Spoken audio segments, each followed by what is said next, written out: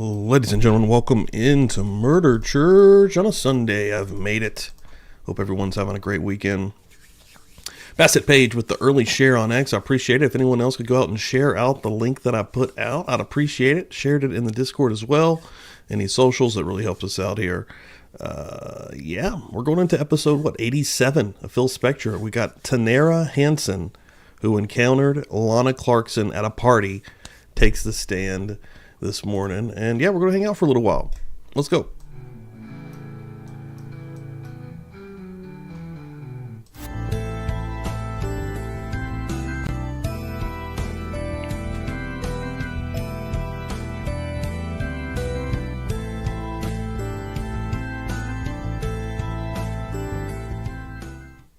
Let's rock. There we go. Woo, I'm awake. You made it. Murder Church on a Sunday morning. That's what I like to see. Fine folks already in the chat. Beautiful. Beautiful. Hope everyone's having a great weekend. Like I said before, again, Bassett Page, thank you for that early share. One thing I need to do is bring the chat in here so I can pop her up on the screen like I like to do when I'm talking to the Buzz Nation. Let's get that rolling here. Boom. Boom. Who we got? Semi Sharp coming through here. Bells, that's right, Shelley. Let me go ahead and get some bells going. Start out the right way this morning. Church bells are ringing. Teresa, what's up? Morning. Pammy. Semi, cool, yeah. Hope you're having a great weekend. Lurking. We love a lurker out here now. Debbie Blair, good morning. Bassett Page again, thank you for that share. I appreciate that. BGOG in the house. Drinda in the house. Nice. Hell yeah. And speaking of hell yeah, you guys know I say hell yeah far too often. Basically my catchphrase at this point. I got some new hell yeah magnets. Boom, you can also see those in emoji style if you remember here. One thing we're doing right now, we had a wheel on Feral Friday, which was sweet. And a lot of fun folks got through on that wheel because they went over to a video from the Thursday show. I told folks if they go over and leave a comment on a new wrestling video that I did on my second channel, I'd put them on there for free. Lots of people did that. I really appreciate it. Enough people did that we got to finish that previous wheel and start a new wheel. So already about halfway through a new wheel, and on this new wheel again, folks. I took some of these to Dan yesterday. Anybody that didn't see, I'll show you. I got some, I was hanging out with Baby, Gigi, and Dan. We did a little cooking out, cooked some burgers. I got double magnets, double maggots coming at you. Murder Church Classic, and then the new Hell Yeah. Those are on this current wheel. Of course, the sticker packs, there's only 10 packs of these. We've given away a few. There isn't going to be a lot of these left. You get the exclusive Dandy Savage sticker in an unopened pack, a Partner in Crime sticker, and behind all that, back there is a Murder Church sticker. You get that all in an unopened pack, exclusive. And then, of course, the new coasters are also in the giveaway package. So we have some really cool loot that you can get your hands on, a lot of new loot. I try to keep it fresh as I can anyways. So the way to get on there, of course, I'll go ahead and show right now. Donation bar. Boom. This is what I would recommend. Cash App, Venmo, PayPal. That, it goes straight into my account. There's no tax through YouTube. There's no bullshit. You guys come through there, you get shouted out during the show. I keep an eye on it, and all the fine folks that come through, I'll always appreciate that. But also through YouTube, you can do it with super chats, which are highly appreciated as well. And if you become a member, you get something a little extra. You get into the weekly book club. After Tuesday night's Murder Church shows, we go over and we do a Buzz Nation exclusive book club. Right now we're reading The Stranger Beside Me, Ted Bundy book, written by Ann Rule. We're about halfway through, I would say right now. We put away 2 chapters a week. And if you are new here, or if you've thought about going into the book club and you're like, oh my God, they've already started, they're so deep. The lives are all, once you become a member, you can check out every past live. That is a Buzz Nation Book Club live. The notes are extremely detailed. I would say you'd be able to catch up with what's going on in the book fairly simply, quite honest. But yeah, enough with the plugs. Ladies and gentlemen, I appreciate everyone for coming through. We're going to start her up. I'm going to be here for probably a couple of hours. I did have to cancel the 3 Eastern show today with Jack from Never a True Word because I had already had some previous commitment with Cassie that I did forget about before I booked that show, and I apologize to Jack and Cassie, and we're going to be doing that today about midday. So the next Sunday at 3 Eastern, because that's the best time that works for me and Jack together. Of course, he's about 5 or 6 hours ahead of me, being in England. So yeah, next Sunday, July the 6th, 3 Eastern, we're going to do part 2 of the Ted Bundy last ever interview word analysis by Jack last week. You can go check that out in the live section if you missed that. Jack is one of the best. He's freaking amazing. He's brilliant and really fun to listen to. Ola, what's up? Good morning. Jamie coming through here. Still got some people walking in the door. Love to see it on a Sunday morning. Thank you all so much. Seriously. Appreciate the hell out of everyone's love that comes through the door. Congregation, baby. So yeah, we're starting out with someone by the name of Tanera Hansen, who encountered Lana Clarkson at a party, takes the stand. We've got about 46 minutes. We're going to start with her, and we'll see where we sit after that. Hopefully we can get another one in here. We'll see where it's at. For that to happen, I've got to stop gabbing, though. One thing I am going to try to do still tonight after we get back from the commitment I have today with Cassie, I don't think it'll be at a 6 Eastern time. I think I'm going to be getting home a little bit later than that, but still tonight I want, and hopefully I can still knock out the wrestling stream. Any folks that's been coming over and hanging out, I know Simi Sharp's been coming over and having a good time with that. Again, it's me live, completely different format. It's professional wrestling. It's old school wrestling. 1989 Memphis wrestling, and we have a lot of fun with that. Whether you want to come through and make fun, enjoy the classics, however, is up to you to have a good time with the Buzz Nation in a different format called Wrestle Plunge. But here we go. Here's what we're doing right now, my fine folks. We're in the Murder Church. Make sure I got the sound on here. Had a good time on Friday night with Joe Schmo. Boom, boom. All right, the parties are present, the jurors and alternates are not, and somebody wanted to see me? Yes, Your Honor. All right. We have a couple coming in. I just wanted to hear, well, I've talked to Mr. Rosen about the first witness, it's a Miss Hanson, and we talked about what the focus or essence of her testimony would be, and my objection is no foundation. Lexi the Law Nerd with a big share saying, good morning, it's time for Murder Church. Missing Alan Jackson will look no further. Really appreciate that. Man, Lexi the Law Nerd rules. She's always been super helpful. I don't know where that connection came from, probably from Jay. Shelly, thank you. She says, pull up a pew. I'll appreciate that, Shelly. Thank you very much. Kindest, best people. Basically, the essence, and please correct me, Mr. Rosen, the focus of this testimony is that she was at the Franklin party with the whole Michael Bay thing. She never seen Lana Clarkson before in person, never met her before this party, recognized her from a photo at, I think, Pumpkin Pie's house, never had any conversation Pumpkin with Pie. her, said she never Micah, morning. With Madeline, morning. At all about anything personal, and yet Dude, Madeline, you have the cutest dog. I'm also going to show what I did yesterday. Hold on. Before we get really started here. These are for the peeps. These are for my peeps. Dude, you have the cutest dog. Dude, that dog is like, I love his little face. Okay, so Yeah, this was me yesterday, hanging out with baby first and foremost. Let's show off a little baby love. Little baby love. Right here. Hold on. Let me get it set up. Baby's a pretty girl. She's a pretty girl. Where's she going? Where's she going? She's trying to get away from me. She's trying to get back to the room. I was like, what are you doing? So she's got her own huge, like, I'm talking, I mean, literally, if you had a child, this child would live there from 0 to 18. No issues. Got a massive, this little dog's got an entire massive room to herself. And she loves to chill in it. She loves it. She'll come out and see what everybody's doing. She's like, I'm going back to my room. Where's she going? She's the best. She rules. But also, yesterday, I got a little more action because, I was out grilling. Me and Dan I went to his house, went to the big deck, and, hold on, make sure this is good, too. Baby doesn't even need a harness. Dude, she doesn't even need a harness. This girl go. She just goes. Oh, baby. Gigi, much bigger, but baby's more mature, but still, she can just go out and about. She'll come back. But an eagle could, She listen. doesn't even need an An eagle could take her. Bro. An eagle would just snatch little baby. Fly around here too. I've seen eagles out here. You got this, my baby. That God. grass is as tall as you are. Look at the grass. Goodness. It's literally as tall as her. Here's Dandy Savage walking Gigi. Gigi over here. Hanging out on the Dandy big deck, Savage. though. Look at this Peeking. one. Gigi's wild now.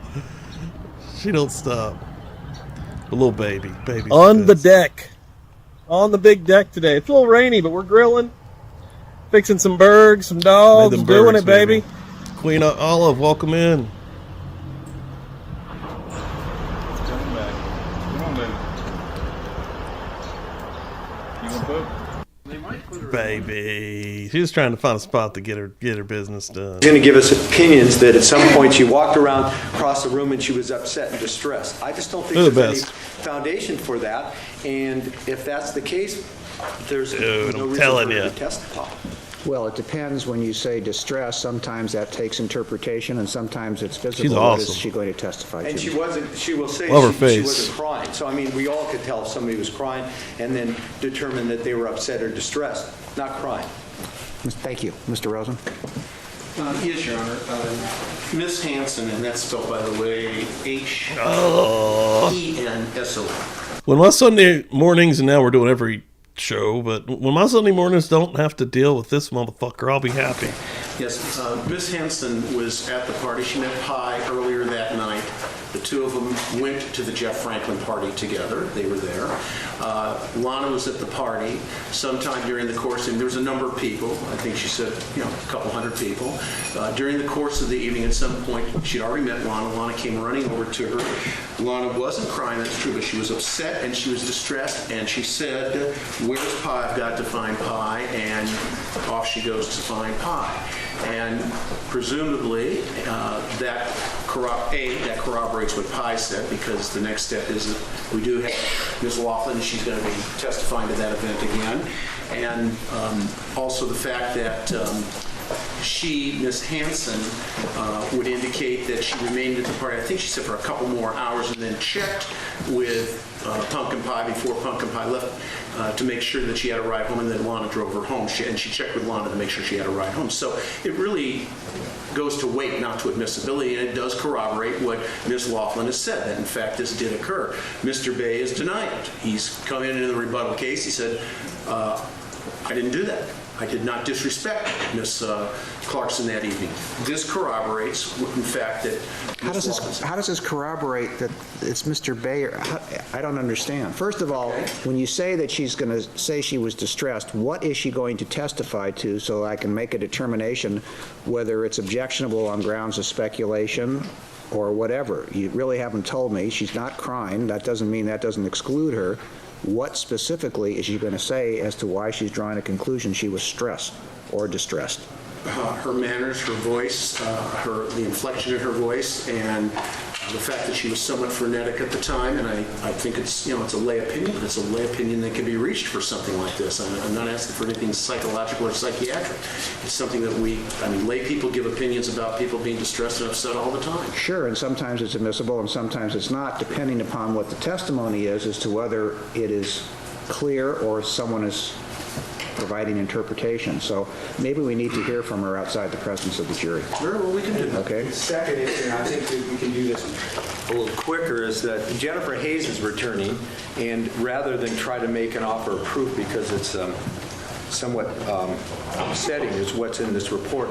The beautiful If it's okay people with the defense, I'll just are give you a copy here. of the latest report that we got. Our objection Oh, yeah. is that I just sent you a message back, Dinah. Yeah, congratulations. You won the will on Feral Friday. it's not relevant, it's outside the scope of their Sir rebuttal case, and it should. And, which is even cooler, you won the very brand new, these just came in the mail Friday night, the new Hell Yeah magnets. You can stick those bad boys on anything. Huh? Well, anything that sticks to. But boom, these things are freaking dope. I love the way these came. I took a few of these to Dan yesterday. Can be presented. Okay, let me see. May I approach? Yes, you may. Oh my God. Excuse, I did some highlighting. I get it.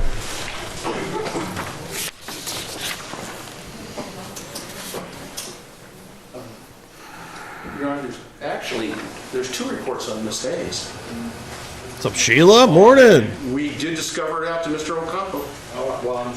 Give me, We got it back in number. give me anything you want. Congrats. And along with the notes. This trial. And right now we're in the defense's rebuttal. Okay? So, like, my God. We're still dealing with bullshit like this. Whatever it is, it is. Thank you. Swear her in, please. Please raise your right hand to be sworn. You do solemnly swear that the testimony you may give in the cause now pending before this court shall be the truth, the whole truth, and nothing but the truth, so help you God. I do. Thank you. Please be seated in the witness stand.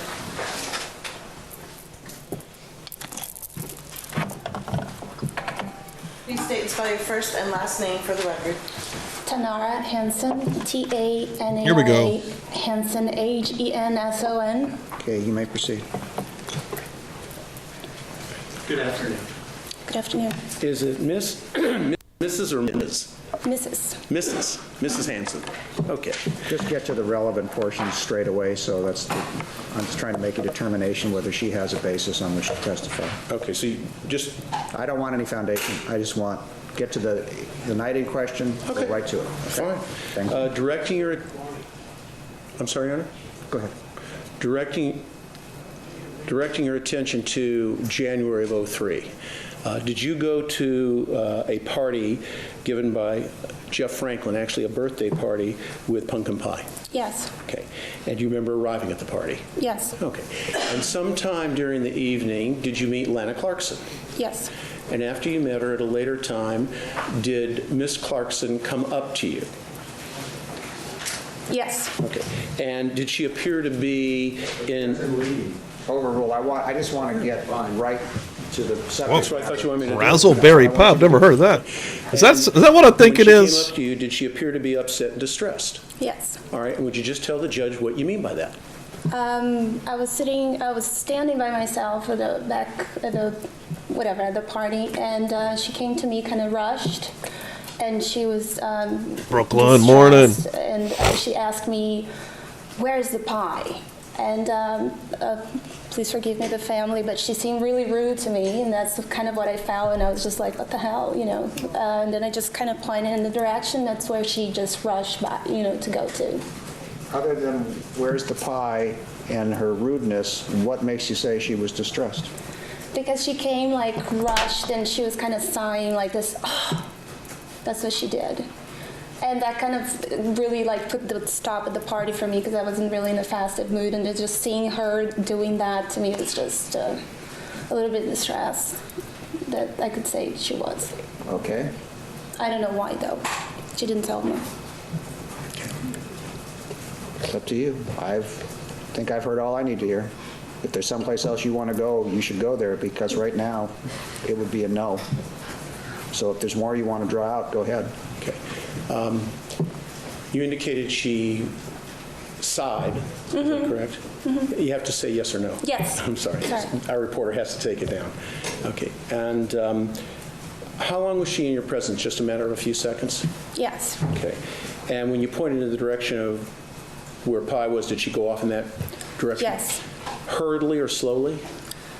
Not slowly. She was on a mission. Okay. Excuse me. Jack's not called for it. This is okay. It's outside the presence. I just want I to like hear what she pie. has to say. Okay. And she went immediately off to Pi, is that correct, as far as you know? That's all I know. I just pointed and there she went to whatever she was going to.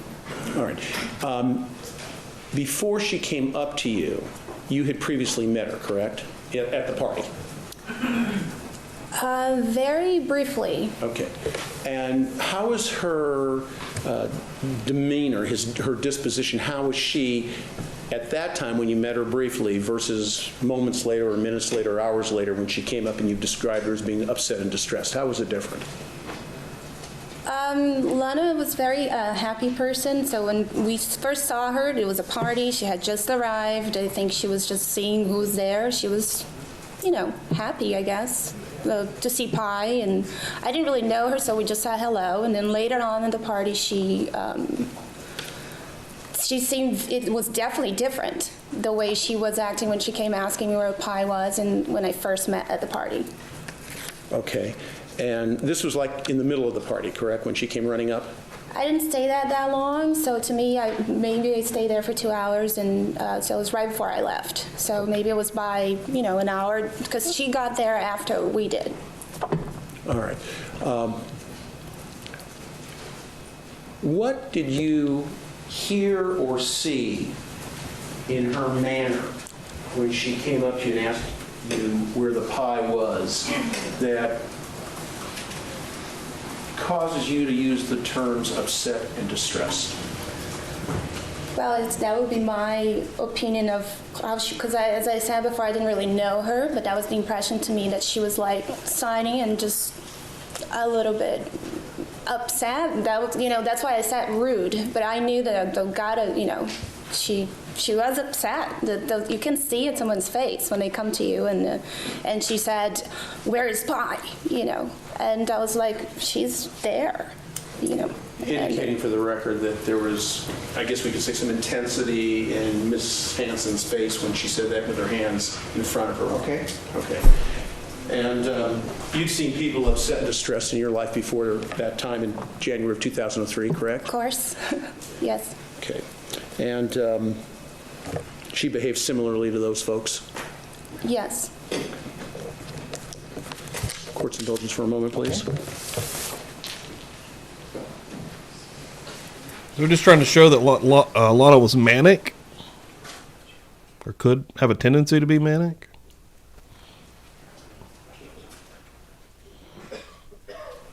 No further questions. Thank you. It's my assessment. Am I Well, I'm All prepared to fun make a now? ruling, and it's going to be yes to certain things and no to other things.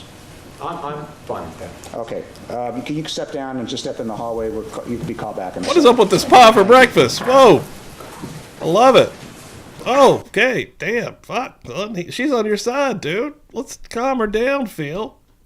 Feel angry as hell this morning. Just woke up on the wrong side of bed. Mad as the devil. My Lord.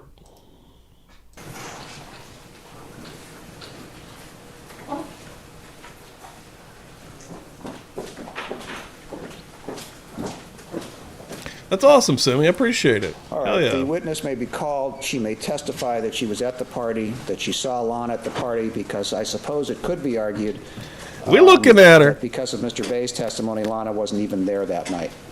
This places her there, and that's legitimate rebuttal. She can testify as to that she was happy when she first saw her. She can testify as to what she actually did and how she said it. That's the face he made for However sure. distressed and upset, she is providing that on her own. So she can actually testify to what was said, how she said it, and that's fine, and the jury can draw its own interpretations of that.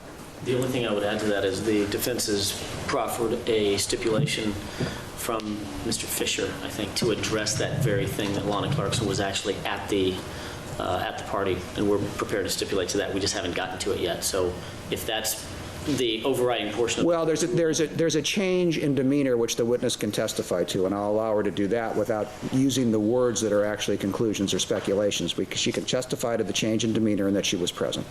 Yeah. Okay. Talking about desserts early today. In the meantime, let's get the jurors in. All right, the Let's jurors and go. alternates are now present. Do you have a witness you wanted to call? I think the answer is yes. I divine a yes. Mr. Rosen, do you want to call your next witness? Sure, Your Honor. All right. No one's even listening. All right. We call Tanara Hanson. Judge Dowhard. I will miss the judge. When this is over, I'm going to miss Judge Dowhard. Let it be known.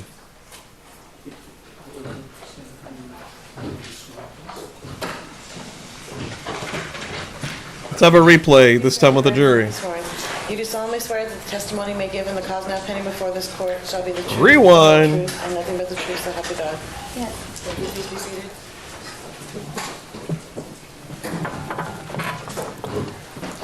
Please state and spell your name for the record. Tanara Hanson, T-A-N-A-R-A, Hanson, H-E-N-S-O-N. Thank you. You may proceed. Thank you, Your Honor. Mrs. Hanson, good afternoon, and thank you for joining us here today. Appreciate you coming. You've been subpoenaed here today, is that correct? Yes. Okay. I want to turn your attention, ma'am, if I may, back to the year 2003, and more specifically, I want to direct your attention to the first part of the year 2003, in particular the month of January, okay? And as I understand it, at that time, you knew somebody by the name of Pumpkin Pie, is that right? Yes. And as I understand it, in that month, you and Pumpkin Pie went somewhere, is that correct? Yes. Okay. And it was somebody's birthday party you went to, is that right? Yes. And whose birthday party was it? Jeff Franklin. Okay. And did you arrive at the birthday party with Miss Pie? Yes. All right. And about what time was that? Do you remember? I don't mean precisely, just I'm going to have to run upstairs and blow my nose real quick. Around 10 o'clock at Allergies night, are messing 'cause with we me. were in another place before. Okay. And it was just you and Pumpkin Pie who arrived together, Yes. is that right? Mm-hmm. Is that yes? Yes, that's a yes. I'm sorry. I should have cautioned you before we started. Just a couple things. It's okay. It's my first time. Are you a little nervous? Now, yeah. You've been subpoenaed here today, correct? Okay. All right, I'll be right back. Got to blow my You nose. can't talk at the same time. And you can't say and You have to say yes or no. Yes. There you go. Okay. And when you arrived at the party, was the party at a residence or a hotel or A residence. All right. And approximately where was the residence? Up on Hollywood Hills. I don't remember the name of the street correctly. Okay. In the city and county of Los Angeles? Uh-huh. Yes. It's okay. You get 3 or 4 more times before the judge gets angry with you. All right. And when you arrived at the party, did you and Pumpkin Pie enter the residence? Yes. And was it a small gathering, or some people say a soiree, or was it a large party, or what? It was a large party. A lot of people? A lot of people. Okay. And at some time shortly after you arrived, did you meet another individual, a friend of Pumpkin Pie's? Yes. And was that a man or a woman? A woman. Okay. Would you tell the jury who that was? That was Lana Clarkson. Okay. Lana Clarkson? Yes. All right. And when you met her at that time, why don't you just tell us how she appeared to you? Well, I saw her before with Pumpkin Pie previous to the party, so she had just arrived there, and I guess like everybody, she was looking around and saying hello and smiling, and then we said hello, and me and Pumpkin went to have dinner. It was great food. It was a beautiful party, and I don't know what she just All right. dispersed. We dispersed. Hey, we know Pumpkin is at a party now. She was at this party, correct? Yes, absolutely. Okay. And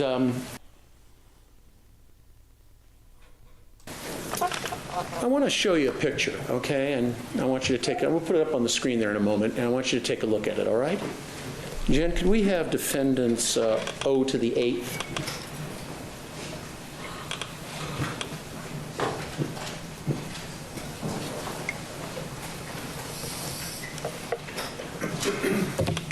my God, I hate him Okay. so much. Do you see that photo? Yes. So much. And do you see Lana? Joe, morning. Yes, And which is Lana? the one on the right. As we're looking at the photo. On the blonde. Marie, woman. morning. Okay, so as we look at the photo, the lady to the right. Yes, Okay. And do you recognize the individual to her right or our left? that's pumpkin pie. That's Pumpkin Pie. Okay. And this is the lady who you indicated that you saw shortly after arriving at Jeff Franklin's party in January 2003, correct? Correct. And Pumpkin Pie is the person up on the screen who you arrived with, right? Yes. Okay, thank you, Jen. And you remained at the party for a while, is that right? About 2 hours and a half, maybe. Okay. And just before you left, or close to the time that you left, did you see Lana again? Yes. Why don't you just turn to the jury and tell them how you saw her and what happened? Well, I was just standing by myself because Pumpkin Pie was talking to other people, and I Utter. wasn't really having a good time. Utter people. I swear she said utter. And then she came to me and she asked me, "Where's the pie?" Like, really, where's the pie? Where's the pie? Very distressed, it seemed to me, and that The term distress Do you know where the fucking pie is, lady? is stricken. The jury's admonished to disregard it. oh, I'm sorry. That's okay. Mrs. Hanson, let me, It's like The Rock. Where's the rock? Where's the pie? let's do it this way, okay? I'm sorry, who? We don't want you to state any of your conclusions. What we want you to do is just share with the jury what Like, it's crazy. Pumpkin Pie is only known as Pumpkin Pie. Like, did she legally change her name maybe to Pumpkin Pie? you observed Lana to do and what Lana said, okay? Just, in other words, we want you to kind of be like in our describe, if you will, how she came up to you, and how she, when she came up, what she said to you, and then what happened, okay? Okay, so with no emotions added to it, I would say that she came to me and she signed, and she strongly, can I say that? Well, what you can do is, if you can state it the way she stated it, you can repeat what she said the way she said it, that's fine. Okay, she. In other words, excuse me, thank you. In other words, what the judge is saying is, you can demonstrate. You can actually demonstrate for the jury. But that would be kind of my opinion, or just. No, just Okay. hold on a minute. Hold on. Let's. I'm going to try and make it real easy. I'm going to be you. He won't. Okay, we're going to do a little demonstration here. He won't make it easy at all. Yes. I'm going to be you. Okay. Okay. You're going to be Lana. Okay. All right. I want you to come down, and I want you. Literally to play want a the role pie. of Lana. Okay. All right. And show the jury exactly what Lana did. All right. We're at the party. I'm you, and you're Lana. I was What happened? standing right next to a table there, and All right, she. how about this table? I'll use Mr. Jackson, Mr. Dixon's table. Is that good? Or where do Okay, you 'cause put me where you want She me? came from this side. I was looking at the stage. Well, I'm I you. was by Put me- myself, and then she. Wait. We can't- Oh my You God. know, Mr. Rosen, I don't think the exact placement is important. It's how Lana was. that is Seriously, important, fuck okay? off. Go ahead. Go. So she came to me and dang. she was like this, "Where's pie?" And I looked at her and like, I thought that she was rude to me because I didn't really know her very well, and I was just like, she's over there. And she, You want to take a shot at describing that for the record? The witness has demonstrated. That's as far as I'm going. She went, Moving very she went flailing across the room like an inflatable wacky arm man. quickly. Okay. Oh, he got a kick out of that. Look at this motherfucker. He got a kick out of that and shit. Yeah, I don't think I'm going to do any better like that. Okay. And she took off quickly, is that correct? Yes. All right. And you pointed in the direction where pie was. yes.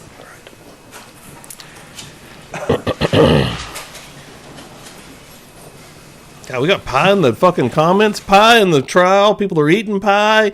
This is a crazy morning. What is happening? I got to get some pie today. Dave, what's up? When she came up to you like that, was she crying? No. Okay. And shortly after that, did you then leave the party, as I understand it? Yeah, pretty much. I made sure that Pumpkin Pie had arrived, and then she Pi didn't really want to leave with her that night. She's like, don't go now. And I was just like, I gotta go. So I made sure that she was okay. And then Lana was going to give her a ride, but I didn't speak to Lana. And then Pi said, you can go. That's fine, so I left.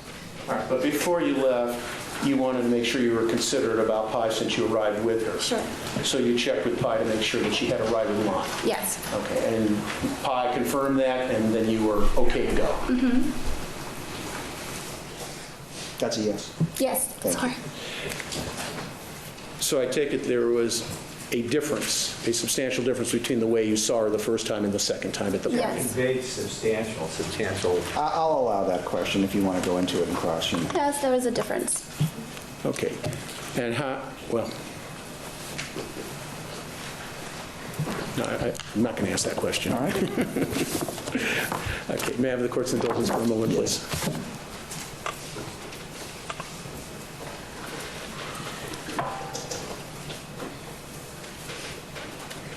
Still rocking the comic book suit. Still the same day. Oh, man. God, it's early there, though, isn't it? Just one other question to ask. Morning, AB.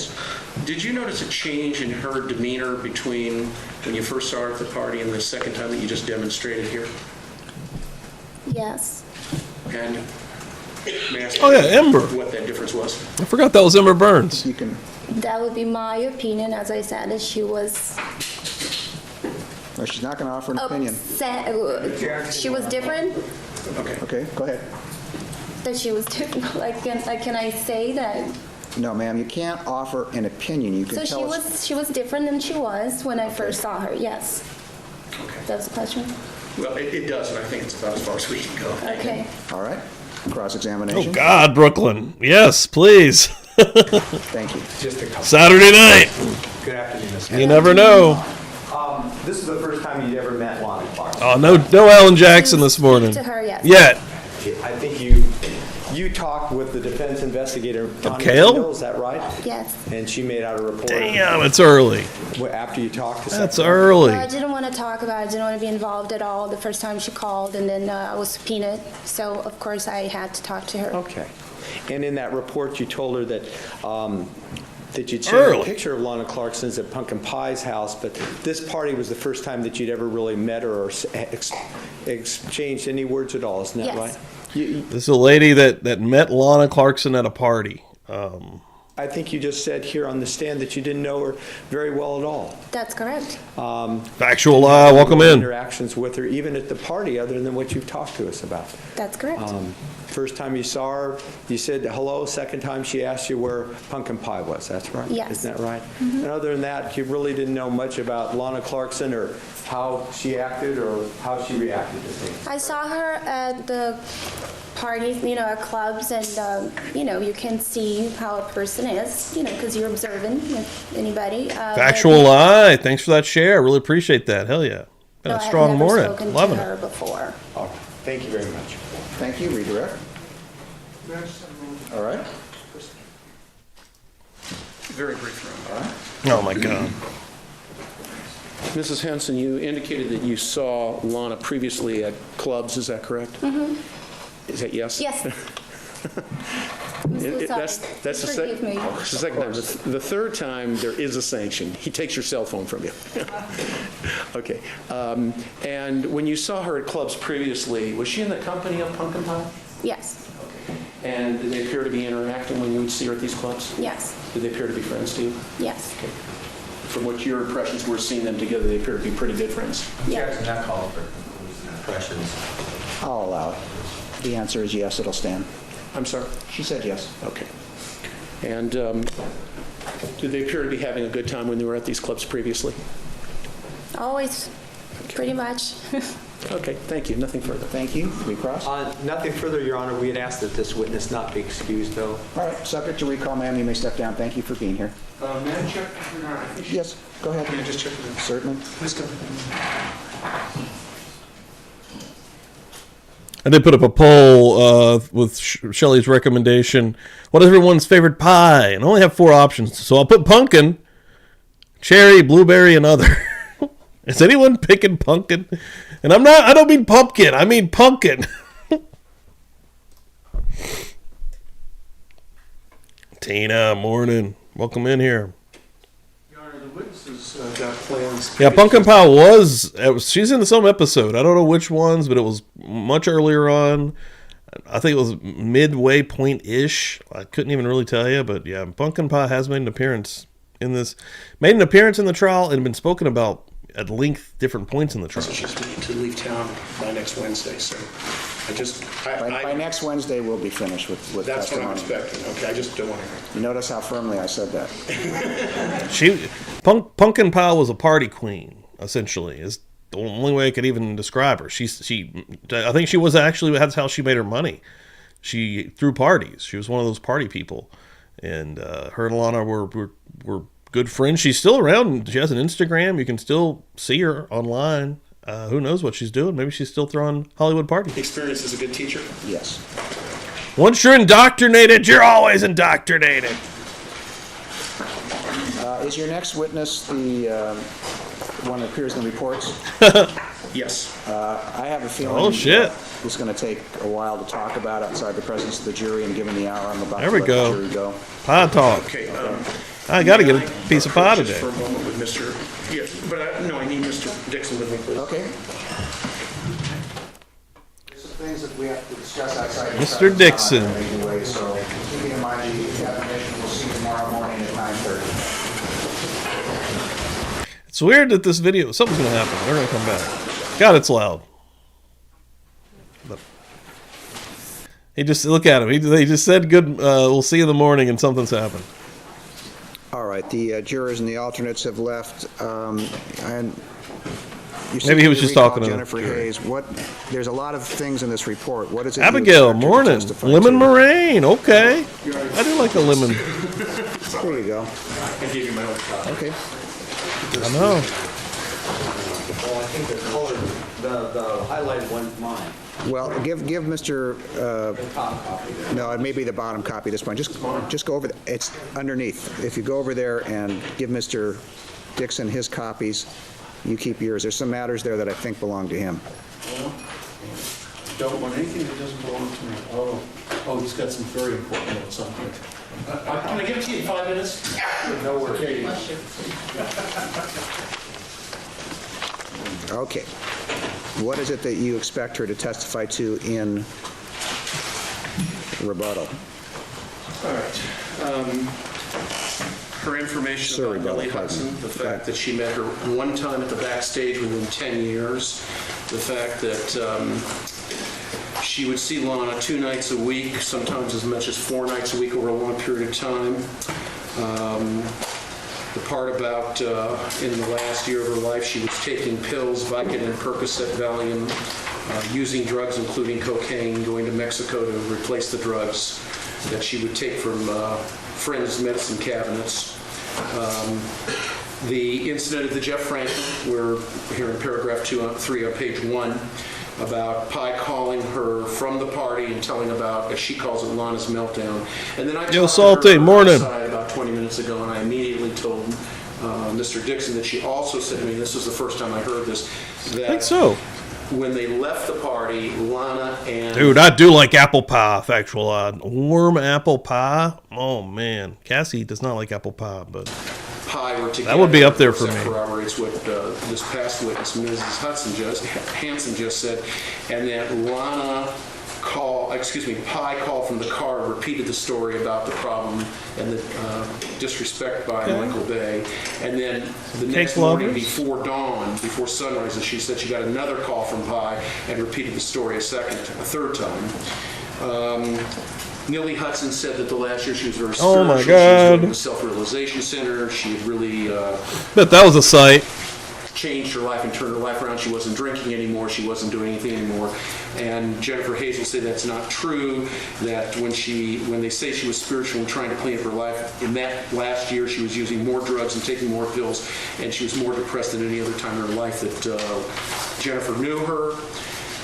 It was reflected in her behavior as being more desperate, more drinking, more drug taking, and her behavior being more erratic. And the metaphor she uses there was like sand in an hourglass.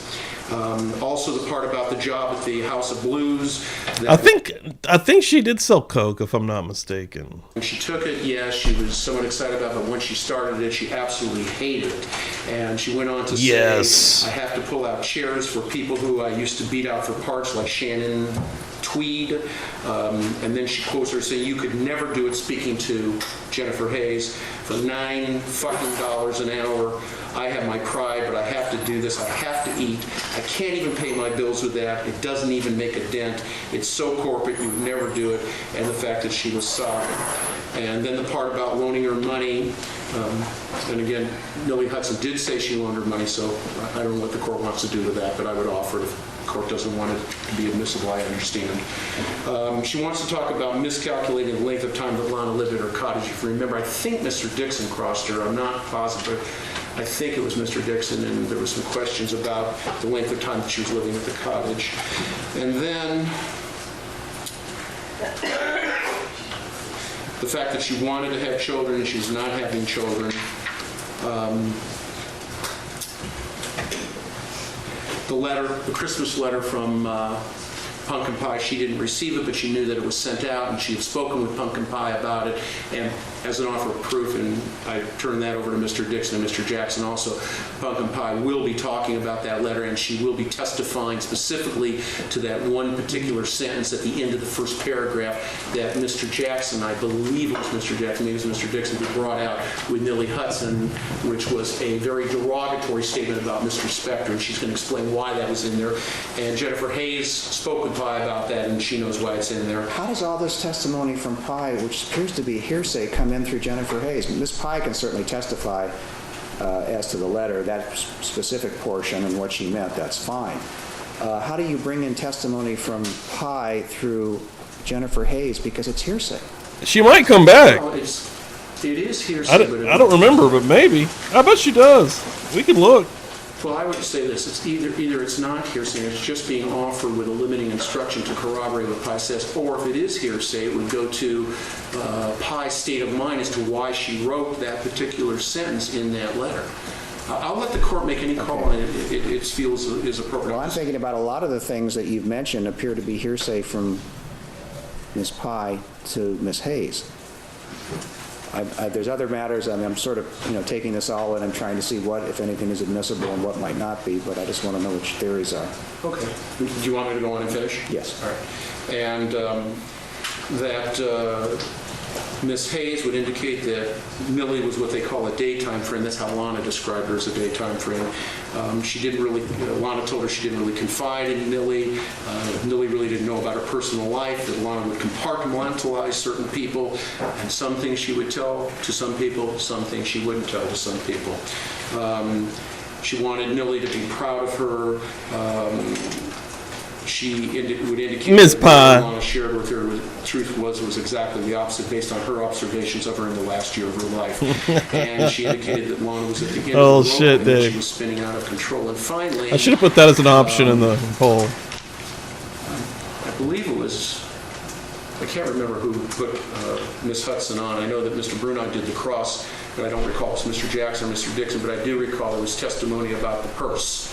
And Ms. Hayes would say that Lana was almost phobia-like in terms of her purse, that she always kept it with her and she wouldn't leave her purse out of sight. And that also dovetails into the testimony of Greg Sims, who said that at the backstage after, it wasn't really a backstage afterward, but after the backstage on a Tuesday night, I think it was in January, she came to the hotel at the St. Regis in Century City, and when they were talking, she kept her purse near her and close to her on the bed. So that would corroborate that. The rest of it, and I recognize there is, excuse me, and I recognize there is a lot more in here, but I have intentionally tried to surgically remove the other parts of this, like for example, this whole page I offered nothing off of because I don't think it is proper rebuttal. If we had known about this, maybe it would have been appropriate for the case in chief, but certainly I don't think it's appropriate sur rebuttal. I meant to say sur rebuttal.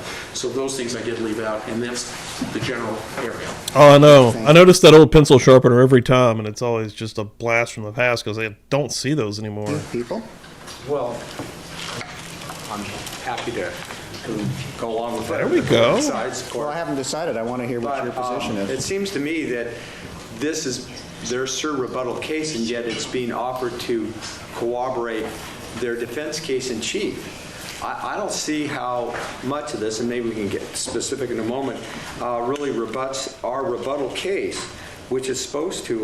The House of Blues, for example, and I won't go into the hearsay because the court's already noted that, but the House of Blues job on pulling out chairs for other people, they've already put that in. That came in their defense case. I just don't see how that specifically rebuts anything. We're just doing the same thing over and over again.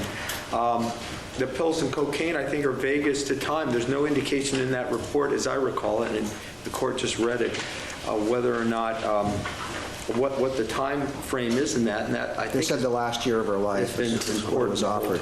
It's also irrelevant. I really question why it's relevant either, because Well, there was testimony that this, I believe through Miss Hudson, thank you, about the spiritual time and whatnot, which is this is not consistent with that.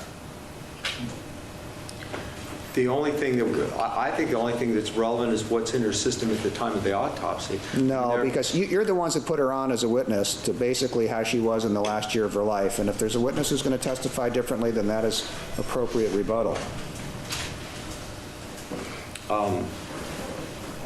Loaning her money, Hudson loaning her money, how would, unless there's a direct offer of proof that Lana said that to Jennifer Hayes, and I think she was asked about those questions about loaning money the first time around. She never said that. It's got to be hearsay from Neely Hudson. I mean, there's no offer of proof as to how we know that. That seems to me to be hearsay also. Okay. I'll leave it at that. Well, I'm going to give you some general guidelines. She certainly can testify. She can testify, if assuming, based upon what you've told me, that she's talking about the last year of her life and that Ms. Hayes can That's place awesome. that as to her drug I love a use good and whatnot old that school is pencil inconsistent with sharpener. other testimony. Just the that's been nostalgia. presented as to how she was the last year of her Hits life. you right in That's the face. appropriate. She can testify I to know. the purse. I'm going to this birthday party today. That's why I had to cancel the 3 Eastern show with Jack. And it's like I don't know if they're 9 or 10 or 11 or something like that. And there's going to be really good food, but I hope there's pie now. Can I request pie? No, we're getting pie A lot of today. what you offered is Let it be hearsay that I known. don't see an exception to. So if it's offered and there's an objection, unless you come up with something other than you've done right now, it's going to be sustained. It is being offered for the truth of the matter asserted, and it appears to be hearsay. A lot of the interpretation I see in there about the daytime friends and the nighttime friends, that's based on Ms. Hayes' interpretation. No, it's what Ms. Clarkson told her. Well, we'll see. But in any event, those are sort of she certainly can testify. Anything that rebuts what the people put on in their case in rebuttal, then the sur rebuttal, she can testify to that. Okay. If it's matters that could have been placed in when she testified originally, then it depends upon whether there's an objection or not. That's why I left the line out, because I do believe that in the second report, there was a fair amount of material that really should have been developed before we rested our case, which was developed after, and that's why I didn't offer, because I don't Okay. think it is proper sur rebuttal. And does that include the references to Raul Julia? Oh, the Raw Julia, I assume you're not going there. Well, it's in the report. I know. He just said he's not going there. He's not going there. Not even on the radar screen. Thank you. Yeah, one of the things that in the recent emails we got, there is a Jennifer Hayes email where Lana Clarkson refers to Jennifer Hayes along with Dr. Goldenson, and I think that's... If it's something that the discovery came in, obviously, Yes. this was recently given over as discovery, then that's appropriate to go into it, obviously. The question I've got, and I keep coming back to this, Okay? stuff about cocaine use. First of all, I don't think it properly rebuts anything that Neely Hudson said. Well, you Neely need to Hudson go- was specifically called to rebut the idea that Lana Clarkson was this person with a foot in the grave and the other on a banana peel. What date did she, here, I can find out what day she testified. I'll review Ms. Hudson's testimony to see whether it's appropriate rebuttal. And if I could follow up on that thought, Okay. the only thing that I see in this report, and the reason that I think this is going down a very slippery slope, That may be. or very slimy slope. Maybe, says the judge. The cocaine references Be in this careful. report are connected to Raul Julia. I mean, according to, it's very vague, but Jennifer said, quote, Lana and Raul Julia, blah, blah, blah. There's no indication how Jennifer Hayes would ever know this, and it appears to be, unless it's fleshed out, rank hearsay. Sir, if I could just, if Mr. Jackson would read the rest of it, it says, regarding drug use, Jennifer said, quote, Lana and Raul Julia Levy did cocaine together, and the rest of the quote reads, Lana did cocaine with a bunch of people, close quote. You didn't read that part of it. And That's what I'm concerned with. Yeah, it depends upon the basis. Good of morning. She wasn't there when it was being done. With a pie in hand, gin, I mean, banana that's cream. problems. absolutely, if she wasn't there, there's no question that it becomes problematic. But if she witnessed it and saw it, that's a different story. All right, I've got her testimony appears in volume 52. I'll take it home and read it. What else did I have to do tonight? That's it. All right, I just read it. I can, it's you okay. probably want to read it for yourself, but I mean, it's nothing, because I just did read it. All right, I'll take a look at it. Anything else? Just, I'm sorry, no, no. Okay. Just on, Go ahead, Mr. Rosen. I'm jump starting. I don't want to cut off. Certainly, go I ahead. just want to say tomorrow, in terms of witnesses, we will have from my chair 2 and possibly 3. Okay, who? Mary Goldenson, Pumpkin Pie, and we are, I think, Catherine Bainbridge, and I think we are supposed to be ironing out a stipulation on Jeff Franklin. Well, we're not going to need it now. The stipulation was that Lana was at the party. It's just been established. I'll take a look at the report tonight. Mr. Jackson may be. It just may be easier to. Okay, that's who you have on tap. Who do you have after that? Dr. Spitz. Okay, Spitz is coming back? I think they announced that course Okay, some time and ago. that's it. So I think, other than Jennifer Hayes, When are you going to have Dr. Spitz here? Because tomorrow, you think we'll get through all these witnesses Spitz tomorrow? is returning, I think right now, actually. Are they forthcoming? Well, I think Maybe I'm wrong. Verbal, but we're going to go talk to him right now. He just came in, and we're going Okay. to go over that. And we'll let Spitz you- is in the house. other than Jennifer Hayes, our expectations are hopefully that we can wrap it up tomorrow. Okay, and, all right. Okay, Oh, and we have some emails we need to read. okay. Housekeeping. The emails you went over are approved. Okay. It sounds like testimony, I'm going to, It does.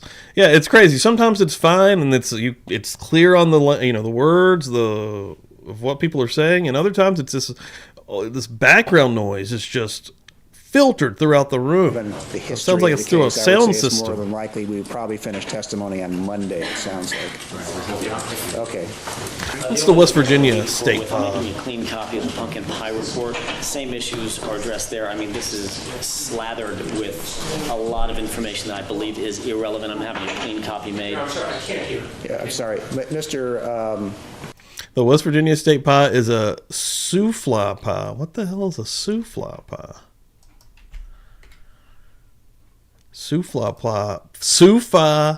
Souffle pie is a classic Pennsylvania Dutch dessert deeply rooted in the culture of German-speaking immigrants who settled in Pennsylvania in the 18th century. It is a pie made with a pasty crust, a sweet molasses-flavored filling, and a buttery crumb topping. Let's get a picture of a souffle pie. Okay. I don't think I've ever had one of these. Interesting. I'm going to have to try a souffle pie. I can't even say it. Jesus Christ. Jackson is saying, thank you. I would have gotten there, don't worry. Without any assistance, I worked through the names. Mr. Jackson has said that the report he has on Oh, this God. We've probably got about 25 hours left-ish, something like that. When I counted it a little bit ago, it was like 33. We've put on some episodes since then. We're still trucking. We're going to be getting this thing. I've been putting in extra time, extra episodes also. I'm trying to get this thing done before the end of summer, and I'm hoping to get it done before even August. We'll see. I guess they're looking at the same sort of objections as to Ms. Hayes. And again, I would say... Dude, The last time you watched was Spitz and you're back for Spitz, that's hilarious. Without knowing what she's going to testify to, it has to be proper rebuttal to something that's been put on in rebuttal. Interesting. Also, you know, if there's hearsay objections and it's based on hearsay, then you can expect how it'll me be neither. ruled on. It all depends. I'm going to get a shoe fly pie and try it on video and post it for the members. Jackson, but we were talking about that, and I said, I agree, when you go through the report. Some member-only content. Shoe fly pie. Say that 3 times fast. Shoe fly pie, shoe fly pie, shoe fly pie, shoe fly pie, shoe fly pie, shoe fly pie, shoe fly pie. Is material in there that is not proper rebuttal, and I definitely agree with him on that, and I think we can work through that. Let me just ask, I could go Salty, back. to my take it notes, but easy. what witnesses, Have a good since we Sunday. jumped around, do you believe you've called in rebuttal? Do you have a list of them? Off the top of my head, Michael Bay, Okay, Terzian, who's the agent, right, Neely Hudson, right, Bruce Liverpool. Bruce Liverpool, right, Dr. Andrews, right, Dear and, God. The trial that never ends. okay. That's it. So basically, that's what you're offering to be Oh, I'm offered. glad you asked, Jamie. As this video is starting to come to an end, we're going to keep on rolling here. The current will is setting at, and remember, we got to get 12 names on this thing to give away some goodies. I've got a lot of really cool stuff. I've got some magnets, some coasters, some stickers. Right now, the will is setting at 1, 2, 3, 4, 5, 6, 7. 7 folks on the new will. So we only need 5 to get in there. And of those 7 folks, those are all freebies on there because they were so kind. They came over to my new video over on Wrestle Plunge. They left comments. They watched the video. They left a like. And that really helped me out. The video is almost at 10K and still struggling, still fighting, still putting up some numbers. So I'm excited about it. And everyone that came through and did that, thank you so much. But yeah, anybody that wants to get on that wheel and get some goodies, again, member up. If you're not already membered up, you are screwing up. You need to be a member here at the Buzz Nation. Get a lot of extra cool content. You'll be inside of the book club where we get together every Tuesday night. And again, I'm going to start doing some more content. And I'm going on vacation in like a week or so, maybe 2 weeks, something like that. Not that long. I think I got one more week and then I'm going on it. And I'm going to go and film some stuff. So get ready for that. But Super's coming through. And of course, donations that come through, whether that's through, it's above me there, but the old Cash App, PayPal, Venmo. I appreciate everything. Thanks, Jamie, for asking. So rebuttal as to those witnesses. Okay, well, we know where to look in case there's a question that comes up. I will take... Speaking of which, boom, Kathy coming through the Venmo with 420 snacks for the baby. You know what? I will get some snacks for baby. Yesterday I took some crackers and like this, it's like a crab mix type of thing that I bought at the store. Really freaking good, seafoody. And I didn't give her the seafood. I gave her a cracker, and god dang, she loved it. She was stalking me all evening for crackers after that. But yeah, 420 from Kathy. Thank you. Appreciate that. I think we're only 4 names away from a spin now. A physical wheel spin.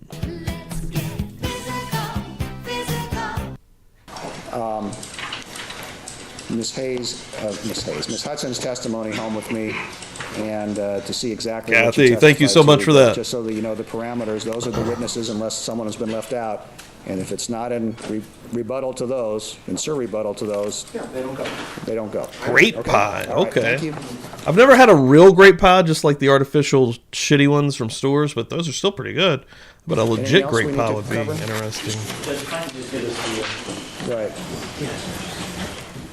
Wow, Bassett's taking offense to that. this is the pie report, Okay, do you want me to take that home? if you don't mind. All right, I'll take, It's going to come up tomorrow. okay, Just to remind you that yes. Just to remind you, Mr. Brunon, although he's not with us this afternoon, had indicated earlier to you. Yes, there's a motion you There's the filed. motion to strike that's pending. Jay, thanks for the share, brother. The people have to be prepared. When they're ready, they'll argue it. It really doesn't have to be done any time before we get to jury instructions. No, it's just, I just want to remind you, it's still up on the, Well, let me just say, we also have the people's motion for affidavits and telephone records of Lana Clarkson that's on the table. We have... That's insane. That's insane. There's a motion that went off a long time ago, and I told you how to proceed with it if you wanted to bring people in and testify, and that was the motion for outrageous government conduct, and it hasn't been followed up on. We've got to get a declaration from a witness. Okay? We know where we're at, and we Okay. can't get beyond that at this point, but we're going to make one more try. Okay, because I have that. Okay, you wanted to approach Mr. Cutler? Okay. Cutler's approaching? I wish we could hear that. He's like, I've got an appointment. I got to get the hell out of here. Spitz comes back for an hour. Let's give Spitz an hour here. We're going to start back, my God, with Dr. Warner Spitz. Who remembers Spitz before? We were all getting a little bit agitated by Spitz. It felt like, maybe he was leaning a little bit towards being paid off by the Fitz team. Excuse me for saying it. Let me get his name up here, everybody. Thank y'all so much for coming in today. I appreciate it. Shelly just now posted some links in the chat, folks, for some beautiful people that Joe Schmo's channel, Salty Sleuth's channel is in there, and also Wrestle Plunge. My second channel is in there as well. Make sure you're following all of those.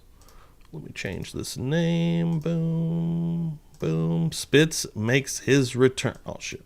Wait, it's confusing me. Boom. Oh, no, fuck, I didn't. Hold on. I'm an idiot. Hold on. I didn't take the green off. Boom, boom, boom, boom, boom. I appreciate everyone for coming through here.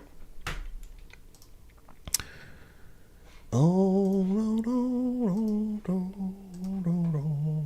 Let's try this again. There we go. There we go. Staging some sort of a work slowdown. All right. The jurors and alternates are now present. Ms. Kennybond, do you have another witness? Dr. Warner Smith All right, sir. is going to rejoin us. Thank you. All right. Oh, Jesus. We need to finish this before Dave dies. Love that. Witness back, Your Honor. Okay. All right, you've been previously sworn. You remain under oath. Please Peach take a pie. stand. Cassie would love State your that. name She loves again. peach stuff. Warner Spitz. Thank you. You may proceed when you're ready. Warner Spitz. Good morning, Dr. Spitz. Good morning, ma'am. Man, makes me feel very old.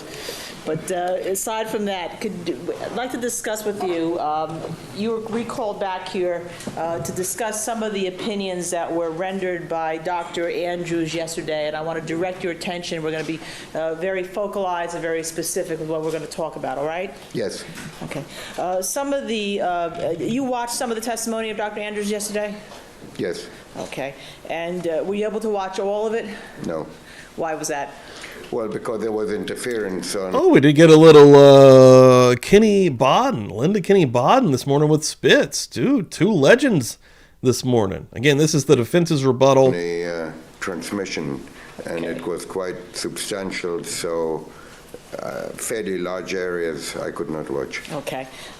Did you watch some of the areas where he concluded that the decedent in this matter, that the air in the lungs could be caused by gravity, leaching, or Shepherd's pie, urinary definitely. No, yeah. Yes, That's just that's a hearty pie. Did you watch some of the areas where he was discussing some of the bases for his opinion of the spinal cord transection, including the issue of the width of the spinal cord and the bullet diameter?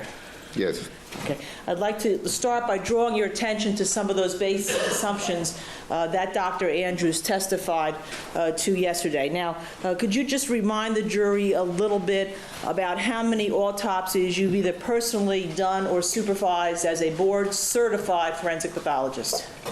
I have either performed or supervised between 55 and 60,000 autopsies, somewhere in that. There's no way to tell exactly, but it's somewhere around 55 to 60,000. And has that been your full-time profession for most of your adult life? For all of my professional life. Okay, and about how long would that be? Without giving away your age, sir. Do I have to tell you? 54. 54 years, okay. And one of the items that Dr. Andrews testified to, and we've actually put a little chart, was the width of the average spinal cord that in cases dealing with human beings. Remember that? Yes. And last night, did you supervise the the making of a chart concerning what the width in millimeters was that he testified to in terms of the width of the average spinal cord and the alleged size of a .38 caliber bullet. Yes. Okay. And, Your Honor, could we have next... Watermelon pie is a thing. I just asked in the chat, is watermelon pie a thing? And whoa, it is. Holy shit. Different types, too. Man, I love some watermelon. In order be marked. Y11.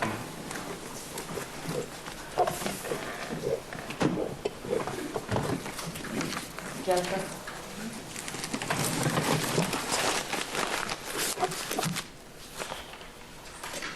Okay, could you just enlarge, if you could, the top portion? Oh, he's in a different suit. Not looking as comic book villainish this day. Now, if you recall, sir, that Dr. Andrews testified that the width of the average spinal cord in a person, based on the literature he reviewed, is 10.4 millimeters, correct? Yes. Okay. Now, in the autopsy protocol done of the decedent in this case, was there an actual ruler placed in the at the spinal cord at the location of the injury to determine how large that spinal cord was? Yes. And did you use that photograph from the protocol of the coroner's office to actually measure the spinal cord at the location or just below the location of severance in this case?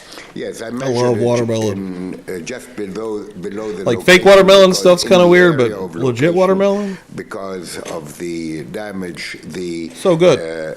tissue of the spinal cord, which is like thicker type jello, just plops down and is not an accurate measurable area. It wouldn't represent the width of the spinal cord, so I measured it just below. Okay. And in fact, sir, did the coroner's office put a ruler in the picture in inches that you then had to convert? Yes. All right. And what was the actual measurement of the spinal cord of the decedent in this case as opposed to the general or average spinal cord taken from the textbooks?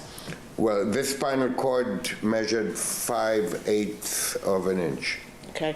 And that converted into millimeters, as we have up on the chart here, 15.875 millimeters? That's correct. Okay. With the idea that there are 25 millimeters or 2.5 centimeters in an inch.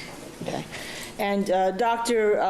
Andrews also indicated that he converted by using charts a .38 caliber bullet, which he indicated was about 3/8 of an inch, and then converted it over to millimeters. You remember that testimony? Yes, but that is not a good way to do it. Okay. Before we get to that, recall that his conversion was about 9/6, that he rounded down to 9.5 millimeters? Yes, Okay. that is not the diameter of a .38 caliber bullet, or a .38 caliber bullet. Okay. And in your many autopsies and writing the chapter in your books about gunshot wounds, you've had experience with the measurements of .38 caliber bullets? Yes.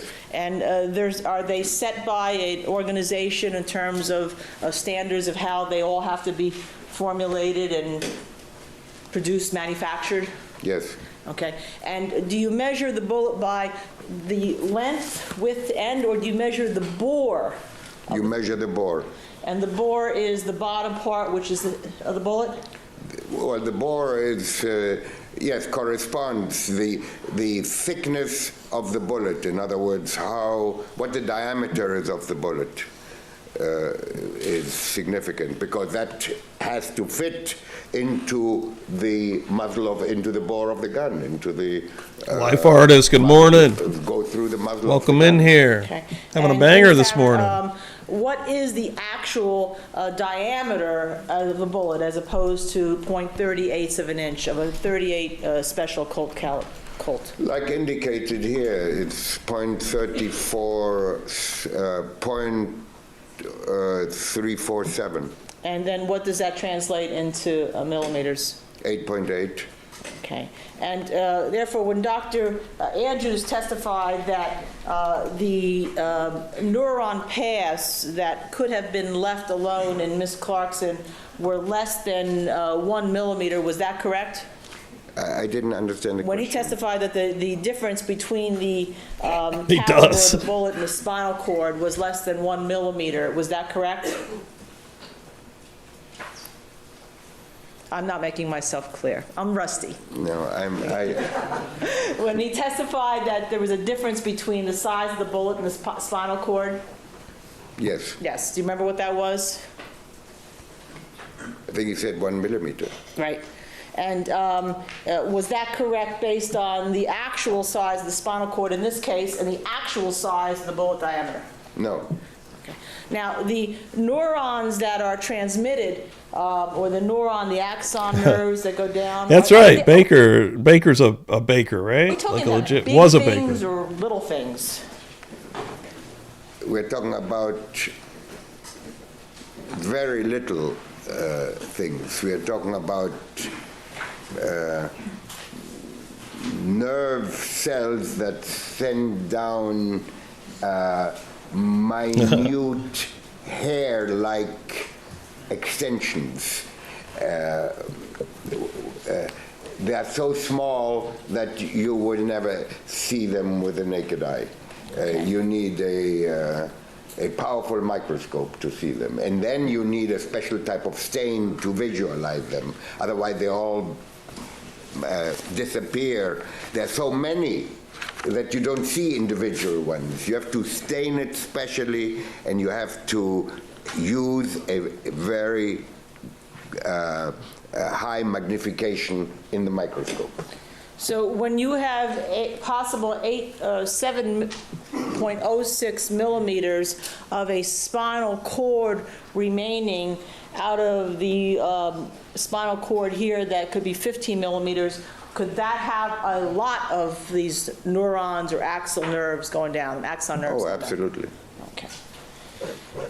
And were you also here when Dr. Andrews indicated that he relied on certain articles or textbooks with regard to the issue of whether breathing could still occur if there was either a complete transection of the spinal cord or whether there was a partial transection and then cavitation, which caused a shock in the spinal cord? Did you hear that? Yes, I did. Okay. Yes, I did. And he relied on a specific textbook, did he not, that was by Guyton?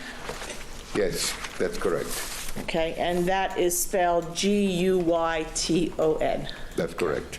Okay, and the pages that you were given in discovery by the government was 2 pages of that textbook at chapter 55?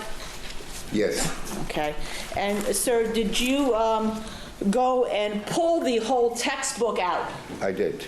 Okay, and did you pull a different chapter in the Guyton textbook that had not been supplied by the government? Or Shit. Jay, I shouted you out earlier for that share on X. Thanks, dude. And gifting out a membership, and Ernie just got that. Hell yeah, dude. I appreciate that. Welcome to the party, pal. Love it. Jay, you're getting on the wheel, and I just got some really cool stuff. Check this out.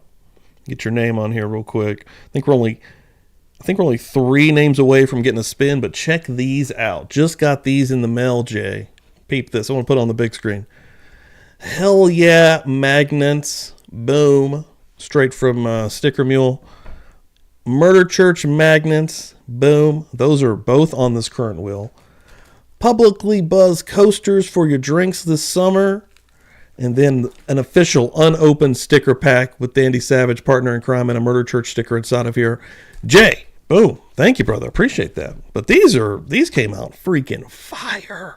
Like, those look just like the emoji in the chat there. Love it. Thanks, dude. relied on by Dr. Andrews? Yes, that's correct. The chapter that I looked at is chapter, What's up, Colors Flight? The chapter dealing with the regulation of respiration. Okay. And Oh, God, yeah.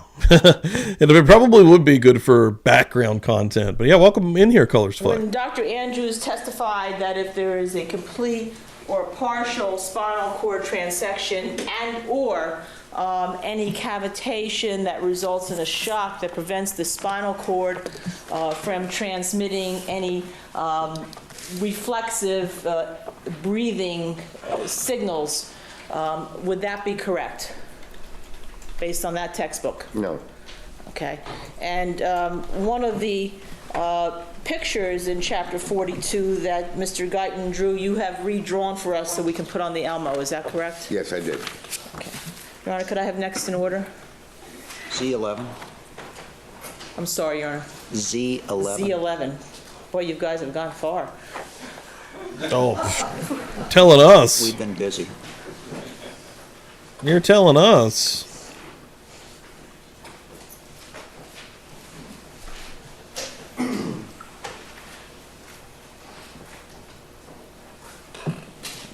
Could you explain to this jury why it is that the reflexive inspiration and expiration is not transmitted through the spinal cord as reflected in the same textbook relied on by Dr. Andrews? Please excuse the roughness of this drawing. Wow. That's so long ago. This is, I did this. There's a lot of interesting bits in here. Like, there's days that really were just, they'll drag on you, but there's so much spice mixed in that it makes it worth it. I mean, I don't regret going through this trial. I'm glad that we landed on this trial. I hate that it's this long, because I have to be honest, I'm ready for that next one. I'm ready to crank out. Let's go into season 5. The fact we've been on season 4 for an entire year is insane. But I don't regret the trial. It's been incredibly interesting. We've seen so many incredible experts. The level of lawyers that we've seen in this, incredible. It's the judge. I mean, I love this trial, but also, purgatory. I'm beating at the door here. I'm ready to escape. Handwriting is not that clear. The drawing shows the portion of the brain. So I'm doing extra right now, trying to get her going. Of the injury here. Could you point out, Doctor, let me just, I think there is a laser microphone? pointer right here. No. Oh, this? There. Probably a top button. There we go. Could you point out where the location of the injury was? The location of the injury is approximately here. Okay. Pointing to about an inch up on that. Below, what I'm trying to say is we're getting there. Below this area here. Now, let me just stop you. What is that area there that is a drawing that you recreated from the textbook of Mr. Guyton that Dr. Andrews only supplied 2 pages of? This area is like a ball, actually, and it is called the pons, or also translated into English, the bridge, but it's commonly known scientifically as the pons. This area here is a swelling in below the pons, and it is called the medulla. What is the medulla? That's part of the brain? Part of the brain. Okay. It's the bottom part of the brain. It is the part of the brain which includes, and let me just say this, that this is called, this area here is called the fourth ventricle. And in the floor of the fourth ventricle sit these areas that have a lot to do with respiration, heartbeat, and other vital functions are located in the floor of the fourth ventricle. And the fourth ventricle is also part of the brain. The part of the brain. Right. Okay. Go on. Spinal cord starts. Oh, okay. I like this right here. Kathy came through the Venmo machine again with another 420. We're working on this will. We're going to get it. And says this one is for, says, please put Pumpkins, that's her cat, Pumpkin's friend Mabel on the wheel. So Mabel is on this thing. Mabel has the opportunity to win some loot here. So where are we at? Let me just make sure. 1, 2, 3, 4, 5, 6, 7, 8, 9, 10. We're 2 names away from a spin. Thank you, Kathy. Appreciate that. Love it. Let me give you a little love here, baby. Woo! Give me the loot. Give me the loot. Below the medalla. Hell yeah. So somewhere around here, that would be spinal cord. Oh, and here not yet, Sheila. Yeah, it's going to be, I'm going to put some stuff together, and it's going to be another voting one, so everyone can be involved, but I don't know just yet what I'm going to put in there. There's some kind of, I got a couple of notes. To be looking like a butterfly. That is the gray matter of the spinal cord, because it's supposed to be cut off there. That's where I cut it off for the purpose of my drawing. Okay. And this basic rhythm of the respiratory centers here in the medulla, if the spinal cord is either transected or partially transected, does a person still reflexively breathe for a few minutes, a few seconds, 1 beat, whatever? The areas that govern respiration are the pneumotaxic area in the pons. What's pneumotaxic mean? Means the motor. Okay, thank you. The inspiratory area that governs the inspiration, that means the taking in of air, is located in the medulla. The expiratory center, Damn, one step closer. We are now 1 name away. Shelly coming through. Pokemon dropping a gifted membership to Dinah. Damn, who just won the last wheel. Fucking sweet. Boom. Get the hell in here, Dinah. Let's go. Let's go. Welcome to the party, pal. Love it. Oh, shit. I think that thing is now finished out. Pammy coming through. She just sent $10 through Venmo. Holy cow. And says baby snacks. And again, that's double baby snacks that are on this wheel right now that she is going to be getting. And I'll make a video of that. Boom. And let me just make sure. I think I have this correct right now. So I'll work on that right now.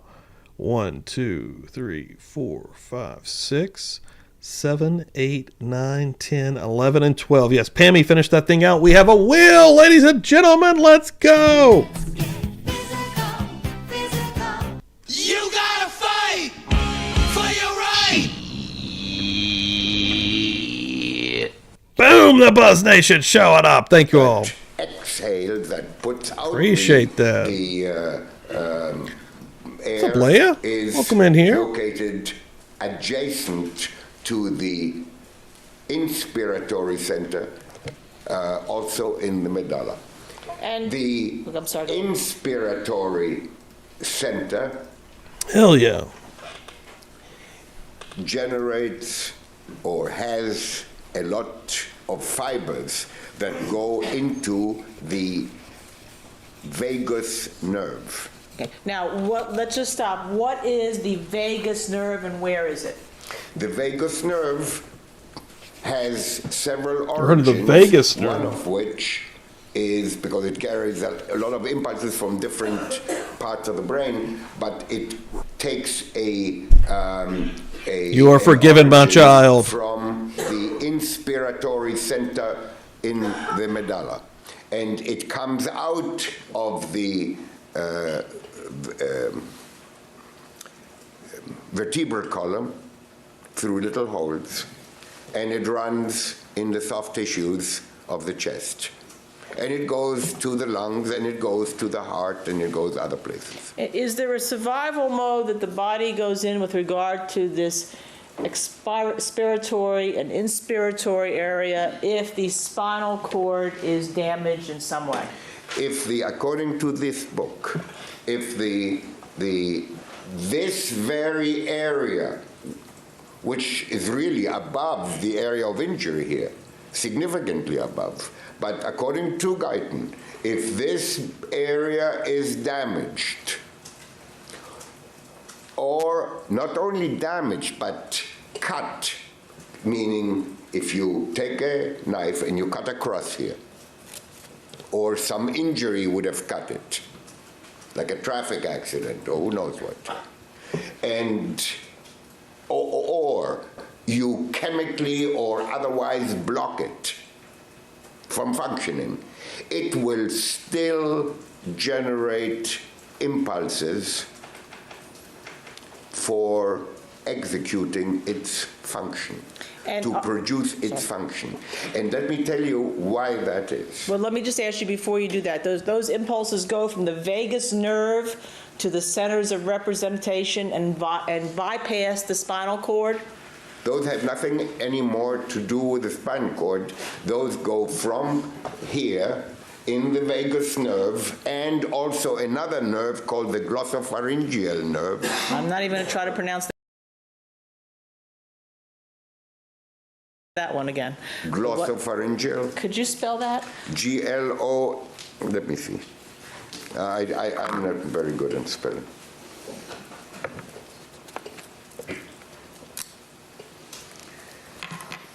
The glossopharyngeal nerve is G-L-O-S-S-O-P-H-A-R-Y-N-G-E-A-L.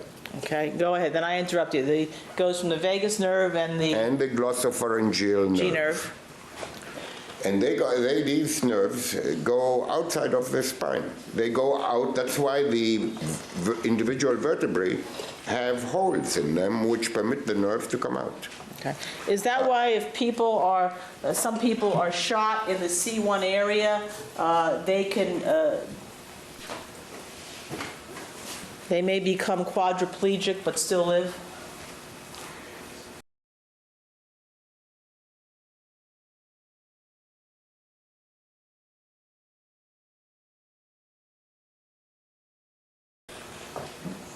Well, that is probably one of the reasons why that is so, because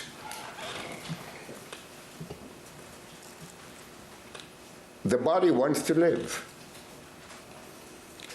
Not that we want to live, we all want to live, sure. We have the sense that we want to live. This is nothing. I was muted. I'm muted because my squeaky marker. But yeah, happy 80th birthday! Fuck yeah! This is an automatic. My bad. And 14 months. I was shouting out Kathy. Thank you so much for always coming through here and being amazing. And I was saying from the bottom of my heart, thank you. Always coming through, being amazing. Manifestation. It is difficult to. Got my soul. My squeaky marker got me. Therefore, even if life will eventually stop, because this is not going to go on forever, because people who are injured in that part of the body develop other complications of it. But initially, for a period of time, there will be breathing. There will be, I didn't even know that until I read this. There will be intake of air and expulsion of air for a period of time. And this is relying on the same... And periodic, governed by this pneumotaxic center. That's why it's called the motor, because it controls the functions of the inspiratory and the expiratory centers. And this is in the You can same read that. textbook of Mr. Guyton relied on by Dr. Andrews. This is the same textbook. Okay. And that would account for why someone can take what is generally called the reflexive or agonal breath even after I they know. have I'm about to get one. I keep saying that. This is more than agonal breathing.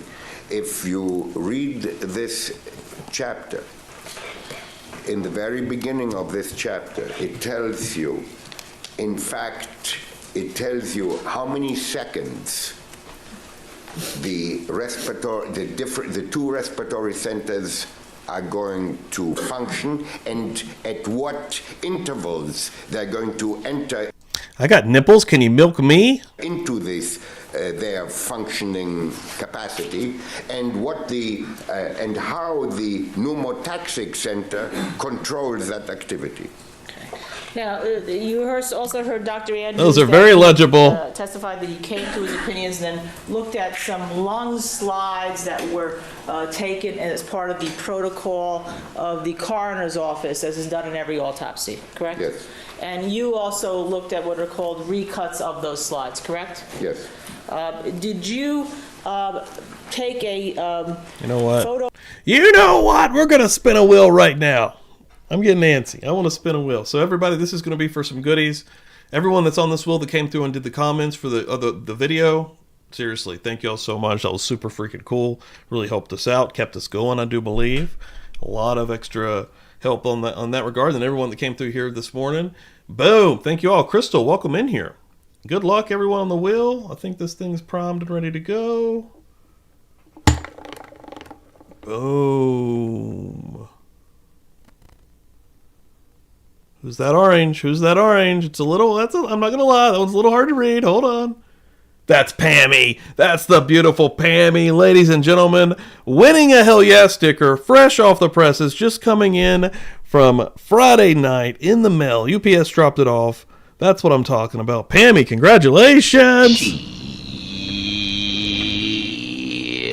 Hold up! Hold up! Get you on the winner. In the winner spot here real quick. I really appreciate that, man. Yeah, Pammy's always coming through and being freaking amazing. Dropping loot. And she's getting the Hell Yeah sticker. Or, excuse me, the Hell Yeah magnet. Getting the Murder Church magnet. Sticker pack, which is unopened and very exclusive and very limited. And the coaster for her drinks. Hell yeah. Fuck yeah. Appreciate it, guys. Micrograph of some of the slides of the lungs that you could talk to the jury about. Yeah. When we discuss why the autopsy supports the several breaths taken by Ms. Clarkson. Okay? I did. Okay. Right here. These two in fact, magnets. When you look to determine whether or not there was breaths taken, whether it be 1 or 2 or 3 or 4 or 5 or 6, whatever, by a decedent after a mortal Worked injury, out. do you have to look at the lungs in the slides? You always have to look at any tissue in the microscope. I mean, there is no Crystal, welcome in here. autopsy Last time Spitz was up, we were all getting very frustrated with him. where you say, well, right from the get-go, you don't need microscopic slides. Love it. What Got a wheel going, baby. should be doing, and what was done correctly in this case. That makes me happier than a wheel. Tissue is put in a bottle. Whether you later, in 2 years or 1 year or whenever, whether you want to now convert that into microscopic slides. Right back. I need the bathroom. That's a different issue that you don't know on day one. Maybe it will develop and maybe it won't develop that you need them. Okay. So in this case, it developed And do that you- you needed them. They made slides, and those are the slides I looked at. Do you also have to look at the specific findings in an autopsy report when you're trying to interpret the neuropathology of whether somebody took 1, 2, or 3, whether it be reflexive, inspirational, or agonal breaths after a mortal wound? You have to look at the whole autopsy report. Well, you have to look at the autopsy report in order to know what the pathologist who looked at this, what he observed, because I am not there to make that determination. I have to rely on what he tells me. Okay. And was there something specific about the lungs and the findings in the lungs that would not support Dr. Andrews' theory that indeed the transection or partial transection of the spinal cord ceased 1, 2, or 3, or 4, whatever amount of breaths the decedent took? Yes, there were findings. And did you rely on those findings that Dr. Pena put in his autopsy report? I did. Okay. Was there a very specific finding that was important to you about the lungs? There were several findings. What was it? Let's start with one. There were several findings. There was well, first of all, there's a description of blood in the lungs, in the lower portions of the lung, in the bottom of the lung. There's a description of crepitation or crepitus or subcrepitus. Okay, let me just stop you. Let me just spell that for subcrepitus is S-U-B-C-R-E-P-I-T. Let me write it down and then I'll tell you. Crepitus is Crepitus. C-R-E-P-I-T-U-S. I'm sorry, what? Or subcrepitus is S-U-B in front. Why is that important whether you're determining, if a physician puts down, a forensic pathologist puts down that the lungs were subcrepitus, in determining whether or not there was inspirational breaths generated by the impulses of a brain through the vagus nerve? Now that got spicy. Because the presence of crepitus, we know not necessarily from a case like this, but every single case which is taken out of a body of water. In my case, we see, unfortunately, a lot of such people because Michigan, as you know, is surrounded by huge lakes, and people go out and drown. And some drown, most don't, of course. But those who do drown are subjected to autopsy invariably because when people drown, it is a hostile environment out there, and we need to find out whether there were injuries. Maybe somebody dropped him in the water after they shot him in the head, or who knows. So maybe he hit his head against a cliff, and we need to know that. So we do autopsies on these people. And invariably, there is, when people drown, a lot of water that enters into the lungs. And if they are alive at the time, they will inhale air as they come up, fighting to stay afloat, and water when they go under and inhale. So there is a mixture of air and blood and water in the lungs. When I describe, or any pathologist that describes a drowning victim, will describe crepitus in the lung. And why What is crepitus? We looked it up one time. Okay, crepitus is something that when you touch the lung and hold it, squeeze it a little bit, just in order 81? to get a feel of it. It was 81 here? Brutally, but you Ish. squeeze it somewhat, it makes this sound. Just for the record, the doctor is like falling up. It is, in fact, known. Which is crazy. When I talk to another Yeah, pathologist Crystal. on the phone, and he will ask me, well, did you find crepitus? Or subcrepitus? I understand, and he understands, that what I really found, be it crepitus, but as soon as I say crepitus, he knows it sounded like this. And does Yeah, I'm gonna that have sound to- like that means that there is air in the passages and the alveoli of the lungs? That's what, Yeah, crepulous means a cracking or popping or grinding sound and sensation that occurs when you move a joint. Well, I have a lot of crepitus. you feel and hear when you push on the lung where there is fluid mixed with air. And can you get air into the alveoli of the lung without having some type of inspirational breathing, whether it be vaginal, reflexive, or impulsive, after somebody has been mortally... You have, air is not manufactured in the lung. You have to introduce it. So it is introduced by inhalation or breathing in, or taking in by way of the airway. And was there also other findings in the lung that you have to correlate when you're looking at whether anyone breathed 1 or 2 breaths to determine whether or not there was this impulses from the brain through the nerves that go beyond the spinal cord to see whether they took 1, 2, or 3 or 4, whatever breaths. Well, there is edema in the lung. There is edema means fluid mixed with protein. That is probably that, and blood is probably what generates this crepitation or crepitus. There was in this case a large amount of blood. I mean, my goodness, there was over 1,800 gram that's like almost what is it, 2 pounds, almost 4 pounds, maybe 3.5 pounds or something like that of lung. Normal weight of a lung is 350 per lung, so both lungs would weigh somewhere between 300 and 350, would weigh between 600 and 700 ml when they don't have all that blood in them and not all this fluid in them.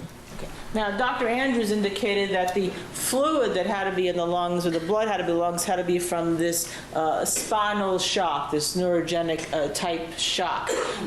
You reviewed the article he relied on. I have to object, Your Honor. That is an incorrect statement. It misstates the evidence sustained. Dr.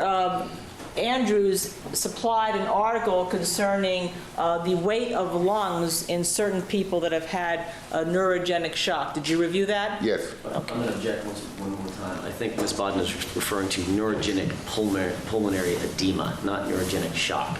Is it the same thing, doctor? Well, with neurogenic shock, you develop pulmonary edema. Okay. And in that article, the maximum weight of the lungs in a person seen that had that was 900 grams? 900 grams. And in autopsies, doctor, that was the most of what is indicated to occur in neurogenic pulmonary edema. Okay. And these lungs were twice that weight, correct? These lungs were over twice that weight. Okay. And when you looked at the slides, you actually took some pictures for us. Did you not? Okay. I did. All right. Jennifer, could we have spit scan 2 up, please? Your Honor, can I have another marking, please?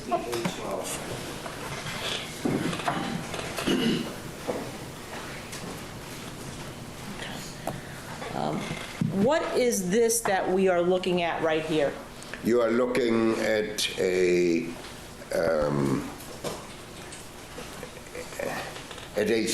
marked full filling of red blood cells. Everything you see on this picture. Well, let me just stop you. Was this a picture of the slide that you would look at under a microscope and see under a microscope? The lung from Lana Clarkson. This was represented to me to be a slide from tissue kept at from the lung from the deceased Lana Clarkson from the Los Angeles coroner's office. So you take what would be like a little, this type of tissue, and you photograph it under I photographed it, yes. I photographed that, 2 days ago? I don't remember. Yeah, something like 2 days ago. Okay. All right. Now that we know this is from these slides. By the way, did the tissue samples that you got from the coroner's office on the recut slides, did they delineate whether the slides were from the left or the right lung or both? No. No, they do not have, as far as I can remember anyway, there is no description on the slide as to where in the lung or which lung it is that this slide was prepared from. When you looked at the autopsy report of Dr. Pena, did he indicate he took representative samples of the lung? Yes. Oh, Ernie. Yeah, I think that was Shelley that got you that one. Shelley and Jay both donated. I think that one was Shelley, though. Fuck yeah, Ernie. Yeah, man. And also, You can use the emojis now, which have a lot of really cool emojis. But also, you can join us Tuesday nights after the Murder Church stream. Come in to the book club, hang out, and then there's lots of other members-only directed content in the video section, and there's gonna be more of that coming also. Yeah, so welcome in. It's important that for you, in coming to conclusions, that he took representative samples. Well, first of all, we Love always it. take representative areas. What does that mean? We want to take an area that represents the whole, not some border manifestation, but we want to be sure that what we are looking at eliminates the need for looking at a vast number of slides, because it's a waste of time to do that. And it costs money to do that. It's not necessary to do that if you take a slide from an area, if you take a piece of tissue from an area that is quote-unquote representative. It's meaning that it represents the whole. Okay. And this slide that you took the picture of, was that under 400 magnification? This is a 400 times magnification. Why was it important to look at something under 400 magnification when you're looking at the slide here? Well, I looked at it in lower magnification to begin with, and then I took it at high magnification. Why I took it at high magnification? You know, that's kind of a pathologist's impulse. If you see it at low magnification, you want to see it at high magnification to make sure that that's what it is. Then you see cell structure. Then you see that these are all red blood cells. Okay, so you can see at 400 magnification cell structure, correct? Yes, you do. And you see that each cell has no nucleus. Each cell is red. Each cell is one of those circles. Okay, can you use the laser pointer and describe to us then what we are looking at on this slide with regard to the cells and what it is and blood and all? Well, these are the cells, all these. There's one. There's one, for instance, and all of these are the same as that one. They all look the same, except I misled you earlier when I said there is nothing on this slide except blood. There is something black here, and there's something black here. All right, we'll discuss that in a second, but what are we looking at? Are we looking at... And there are a couple of black areas here, and these here, and these appear to be, and here, and maybe there, these appear to be white blood cells, because blood consists of red blood cells and consists of white blood cells. And there's other things in there too which you don't see. But if you take blood from the vein or from anywhere in the body and you look at it in a microscope, there will be mostly red blood cells and there will be some white blood cells too. What you are looking at the white blood cells, what you are seeing, I should say, is the nucleus, and that is dark because it stains dark by the particular stain that is used. Okay. Now, Dr. Spitz, what I'd like to focus on, is this a slide of the alveoli that the jury has heard, the alveoli in the lungs of Lana Clarkson? Yes, this is, when you say alveoli, you mean air sacs. The air sacs. And that is what you see inside the air sacs. Okay.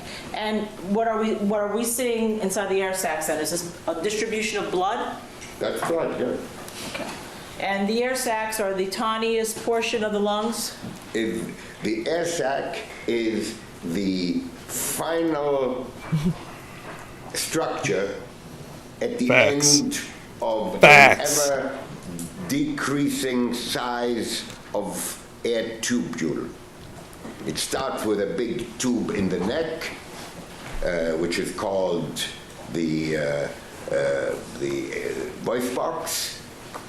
Then it voice goes box from there into the main tube, which is called the trachea.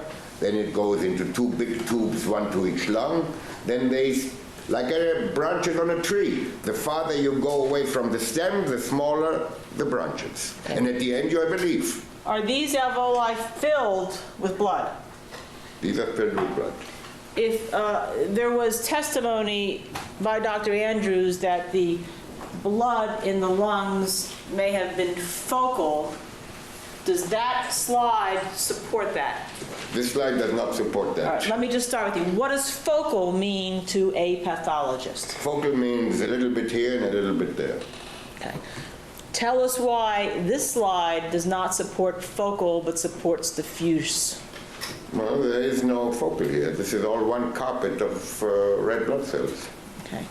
If there had been a leaching, as Dr. Andrews indicated, as a possible way that blood got into the alveoli, I keep pronouncing that wrong, alveoli, does this slide support leaching or a little bit of drainage?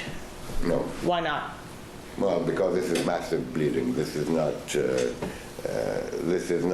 any leaching. Leaching, I don't even know that you get leaching of red blood cells unless the body is breaking down significantly with odor and discoloration of the body. When the blood vessels are breaking down, just the same as the skin is breaking down after death, we unfortunately decompose and all that tissue breaks down. I mean, it's a gory sight to see and it's a gory thing to describe, but that's not no leaching.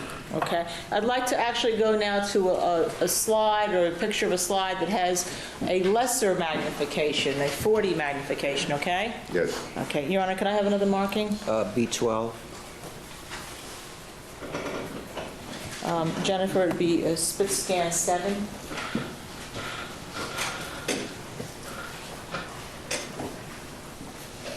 Okay. Is this a picture of a portion of the same slide, only at a much reduced magnification of 40? This is 40 times, yes. Okay. Now, here, if there were leaching, would you see it? Would you see it on the overall picture here? let me just say this is no leaching. This cannot be leaching. This is, I don't know what Dr. Andrews said because I didn't hear everything, but I cannot imagine that he called this leaching. Okay. And would you just explain to the jurors what we're seeing at the much reduced magnification here at this point? Which you've already confirmed this is blood by the 400 magnification, right? This is just... Dr. Spitz, let me just ask you, you already confirmed that this is blood by putting it under 400 magnification, correct? Yes. This is a larger area. You can see that if you look at it a few seconds, you can see that the blood is arranged in circles. Here there's one circle. There's circles all over. It's not one mass like it is spread with a knife, like butter on a piece of bread. This is made up way to of describe it. And the little circles is because each circle is an air sac. And in here, in the midst of this, you see a blood vessel. And there's the wall of the blood vessel. The wall of the little artery. It is a little artery, and there is blood inside. A little artery. That's not unusual. I mean, you find arteries are there to convey blood, and this artery conveyed blood. Could a board-certified forensic pathologist mistake the white areas that I'm pointing Cheney. to as being... We're on the defense's rebuttal, Cheney, and they have recalled him as a witness, and I think he's going to be up here for a minute. Focal areas as opposed to something else? Objection, that's an improper question. Calls for speculation, sustained. What are these Alan white Jackson. areas here? These white areas are tears, and the reason that these tears are there is because whenever any tissue is filled with blood, because it is made up of individual cells, is very difficult to cut, and you need a really, really sharp blade to cut it and not tear the tissue. These are little tears that occurred during the preparation of the slide. And have you That's not unusual when you find lung is difficult to cut to begin with, and then on top of that, you have lung filled with blood, so it's not surprising that there are some tears. And have you seen that before in your 50-some years of experience when slides are made from lungs? Yes. Okay. And the lung is actually cut with a fine blade called a microtome? It's a machine in which there is a blade that goes up and down, like, to make it descriptive, you go to a store and you buy a big sausage and you want just 4 ounces of that sausage, but you want it cut thin. So the person there that helps you will take the sausage. I've been doing this trial more about every show now, just trying to put in work because we're down to the nitty gritty now. We're, I'd imagine 25-ish hours, something like that. Put it into a machine that slices it, just like I'm showing you with my hand. And that's what this knife does here, only this knife here costs about 100 times more because it's all nice and chrome and nicely presented and very complicated. But it's essentially the same mechanism. Does this slide, with the exception of the tears created by the microtome blade for the normal cutting done by a pathologist, then show diffuse blood in the lung? Yes, you can see it. It's diffused because it's all over. Now, where are the alveoli in this picture? Well, the alveoli, there's lots of alveoli here. Okay. I said earlier that there are circles. You can, if you look at it for a minute, you see that it's made up of circles. All this blood is made up of circles because there is something limiting it. You don't see it because the enlargement is not big enough, because it's only 40 times, but the blood is arranged geographically in circles in this picture. Okay. Can blood that is in the, by the way, was there also blood in part of the lung called the parenchyma? When you say parenchyma, what it means is a $68 term for a simple thing which is called tissue. Okay. And that means that... Lung tissue is lung parenchyma. Okay. So this is all lung tissue? This is all lung tissue. Okay. When you say lung parenchyma, what you are really saying parenchyma is that it is the lung tissue proper, not including, like here, the blood vessel, for instance. I can relate. You're talking about this, not that. When a forensic pathologist, as Dr. Pena described the parenchyma in the decedent as being congested and full of edema, can that be created by gravity, as in these, reflected in these pictures? Well, you don't create edema by gravity to begin with, and this is not by gravity either, because there's the gravity means that something goes down to one point. I think we've heard about Newton's law in the past in this trial. Would that be the same type of principle we're talking about? Like the apple falls to one point, straight down to one point. This is all over. This is all over. It is a massive presence of blood. This requires a force to bring it to that distribution. That force is the breathing in of this amount of blood. Now, in all the autopsies that you have done over the years... Let me, if I may, yes, let me say. I interrupted you. I apologize. No, I just thought of it. You can create a diffuse situation from pumping the chest instead of breathing. There was no CPR applied here. Okay. Now, in all the autopsies that you have done over the years, and I assume that you've done a significant amount in gunshot wounds? Yes. Okay. And you were doing them in, what, Detroit at some time? Yes, in Detroit and in Maryland. Okay. Now, I assume, and correct me if I'm wrong, is it true that all the gunshot wound victims that you had to do an autopsy had to be transported to the morgue or to your place where you would do the autopsy at some point before you would even see them. Yes. Do you automatically see blood as diffuse in the parenchyma, lungs, and alveoli, as was in Miss Clarkson's case, as reflected by these slides, in gunshot victims because they were transported to the morgue?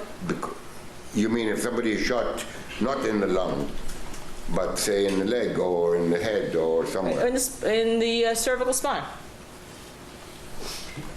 No, you would, unless this blood involved, unless there was breathing in of blood, you never find blood in the lung for any obscure reason, including transportation of the body. All right. So if there was testimony that this blood could be created by transporting a decedent to the morgue, would that be accurate in your opinion? Never.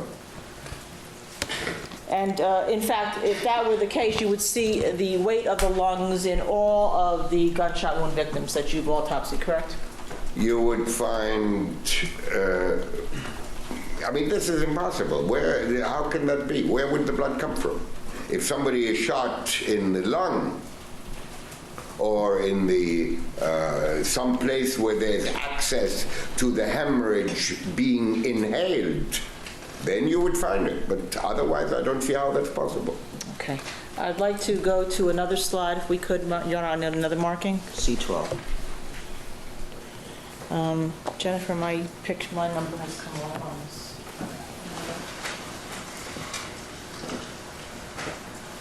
That suit actually looks pretty dope. I can't lie. Like it's on this mutant, but it's pretty good. I like the black on gray. Okay.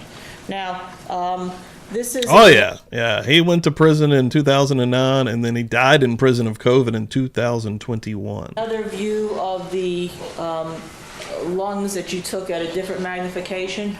Yes, this is a 40 magnification, and what you see is SX. So we're going backwards. We're going backwards in magnification here. Well, now, these are the SX. There is an SX. Now imagine when this is filled with blood, the walls will be pushed out, especially since the blood came in under pressure because the breathing process filled and filled and filled it. So all these are empty, or except for a few little red blood cells in here, but not many in here, not enough to distend this, to make it round. There's another one, there is another one, there is another one, there is another one, there is one. And then there are these tears that I was talking about. These are tears. This one here is an S-sac that the wall is torn by the knife when this was prepared. There is a tear too. We look beyond that. When we look at these slides, a pathologist does not even describe it, doesn't even see it, doesn't worry about it, because we all know this is done by the technician when he moved the knife. Okay. And is this a close-up of the alveoli itself? These are SX, alveoli. These are the actual alveoli at this point that are reflected in the previous pictures we discussed. That's correct. Okay. And does he the died. alveoli, just taking the picture of the alveoli as opposed to... He died with $50 million in his bank account. He was protected. Well, here there are only a few God, I wish I could. I wish that I could. Red blood cells. This is taken from a totally different part of the slide. Okay. God, you wouldn't even be able to understand spits here. And does it show the alveoli having red blood cells in them? That's correct. Okay. And you can see the blood vessels in the walls of the alveoli. Spit's the one that worked on JFK, that's right? Why you don't see them when there's blood inside, because the walls are red too. Why are they red? Because there are blood vessels in the walls of the air sacs, which is where the oxygen exchange transpires. Okay. And could we go back to the previous... Yeah, he was the pathologist for President John F. Kennedy. Scan, Jennifer, that you had? Number 7? Yes, B. Okay. Is that right? Was there something else besides in the black Okay, I think he just investigated. Like, I don't think he actually worked on. Maybe, I don't know. I need to look at areas this. that you saw under the microscope that were... Okay, no, yeah. He reviewed the autopsy photos and clothing and concluded that the official autopsy report was flawed. He noted that the clothing fibers indicated an exit wound in the neck, contradicting the initial claim of 2 entry wounds. Okay, yeah, he didn't actually work on JFK. He was just brought in to look at it. Still pretty cool. That were the white blood cells? I like that JFK stuff. Get deep in the Yeah, conspiracy hole. This in is it. not the same slide. I don't see the black area on this slide. But there Motion is to a black- scream. Hey, thank you for coming through with that comment on the video the other night. We did already spin the wheel, and you were on that thing, so thank you so area much. here. Okay. All right, maybe I'll go back to the higher magnification, spit scan. No, the higher magnification So many. didn't show it. Yeah, here, there it is. There it is, okay. All right. There's a black area. Okay. And Now, are this those... is not cells. This is a foreign body. Okay. Foreign body means... Okay, maybe I'm something thinking that. belongs Hold on, let me there. look at that one. Okay, and that it's dark that you could see, correct? It's what? And you could see it when you look at the scans of the alveoli. This does not belong there. This is not lung tissue. This is not anything that you would see.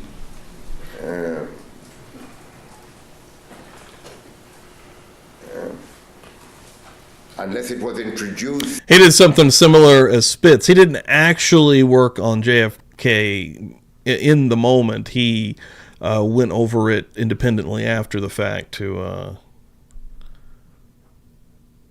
come up with his own analysis. And again, another chief forensic pathologist. He reviewed the original autopsy and later concluded that while the autopsy had extensive failings and procedural errors, the findings were ultimately correct. By some other means. Okay, and did you read the autopsy report and notice anything regarding gunshot residue that was seen in the throat of Miss Clarkson? Yes, I did.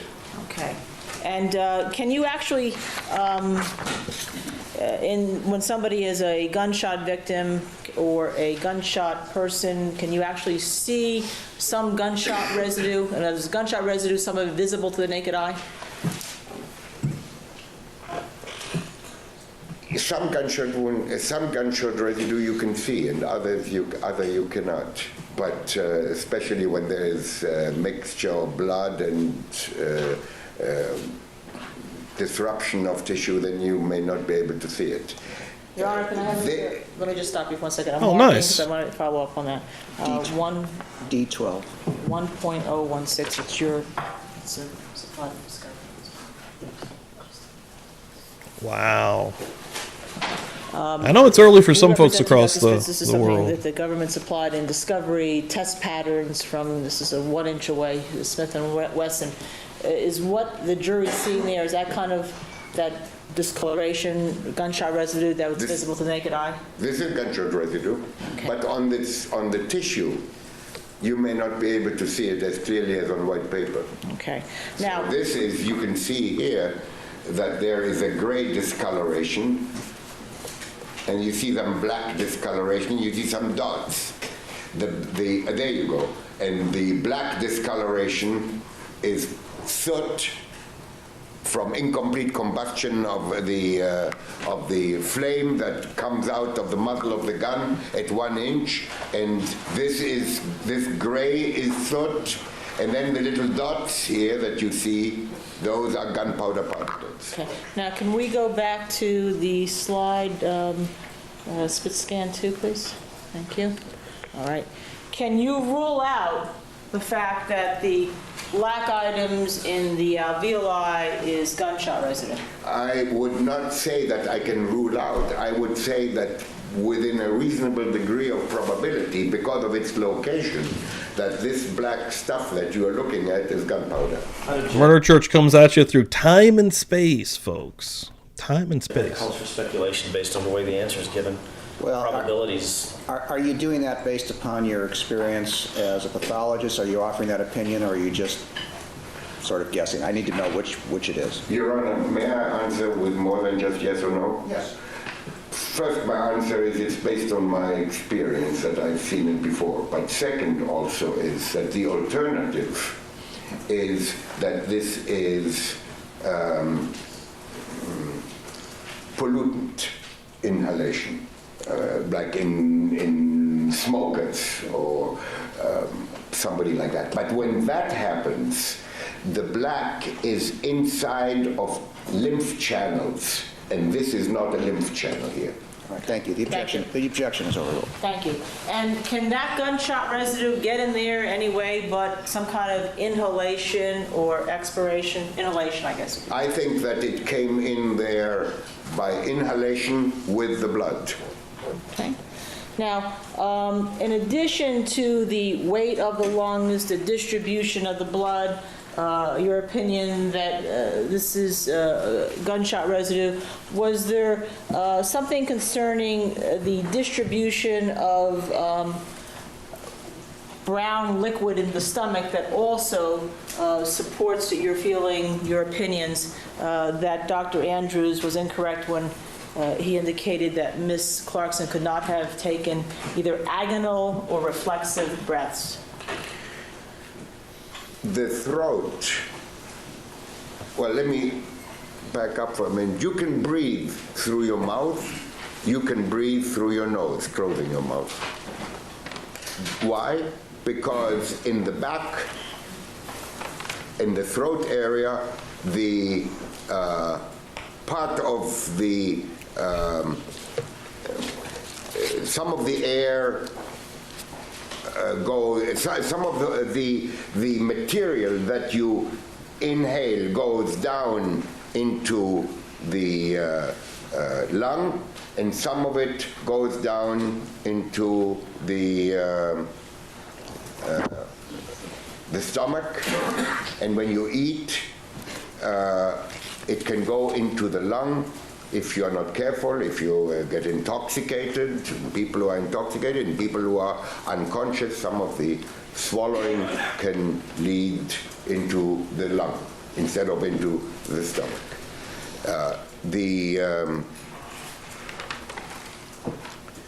In this case, there was 180, that is 6 ounces of fluid, brown fluid, in the stomach. There was no blood described in the stomach. Okay.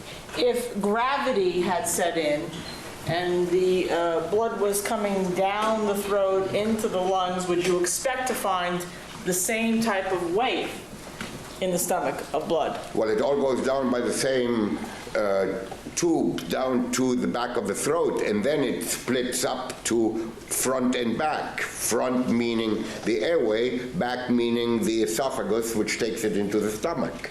And what so Dr. I would have expected blood in the stomach, yes. And just for the translation, 180 milliliters, is that about 1 gram? No, 180 milliliters is about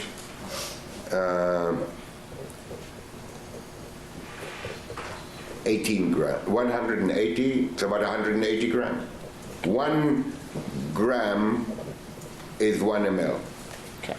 Approximately. Okay.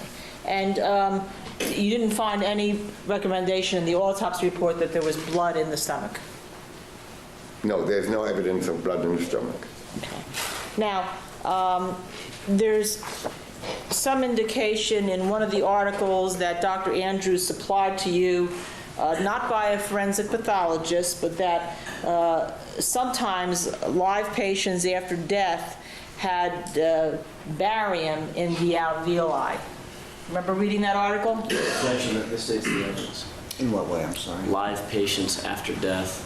They're dead patients after death. I mean, I don't mean to split hairs, but the barium was put in after the They died. I'm a little rusty, as I said. Sustained. You would rephrase it, please. Okay. And you looked at an article that had pictures attached to it, correct? Yes. And one of those pictures we've had. Hell yeah, Jamie. You have this, Jen? I'm having a great morning in here in the church. That would Appreciate be, everyone that's come through. E12. Love it. Okay. Is this one of the pictures in the article by a AMN Gardner about aspiration of food and vomit that you looked at that was supplied to you through us as given by Dr. Andrews? Yes. Okay. Is anything about this figure and the radiograph which distinguishes it from blood diffused in the alveoli as seen in Lana Clarkson that was important to you in distinguishing Dr. Andrews' opinions? Would you be so kind to ask me that again? I will try. Actually, I'm going to let you ask it after the recess. Okay. We'll be in recess for 15 minutes. Keep in mind the admin. All right, damn, abruptly ending. Where are we going next? I think Spitz continues. Part 2, another 50 minutes. We'll probably do that on Tuesday night as we keep rocking and rolling. What video is that? So we're on video 215 of, I think, 241. And again, I would imagine there's about 25-ish hours left. I'd have to do another count. But when I did my count about a week and a half ago, it was 33 hours or 2,000 minutes remaining in this trial. It's a lot. It's a long time. It's a long time at the end of the day when you can, but I've picked up pace. I'm doing Sunday, Tuesday, and Thursday with it right now. We'll see what happens. But everyone today, amazing morning. Thank you all so much. I really appreciate it. Came through. We got a wheel spun. Pammy racking up some loot. To support me any other way, publiclybuzz.com. We got a lot of really cool merch that you can order. Really cool shirts in there. Yeah, thank you guys. Really appreciate it. Come back through Tuesday night, 8 p.m. Eastern Time. Today's show with Jack, anybody that did not hear, is rescheduled for next Sunday, July the 6th, because I had accidentally forgotten that I had a prior commitment, a birthday party actually with Cassie. Keep your eyes on probably the YouTube members only portion. I'm going to be posting some pictures today from this party, and it's going to blow your mind. This lady, the mom of this kid, goes all out. So, but yeah, and I still am going to try to do the wrestling stream tonight. I don't think it'll be 6 Eastern. I think I have it set up for 7:30 right now. Hopefully I can make it in by that time even. We'll see how it goes.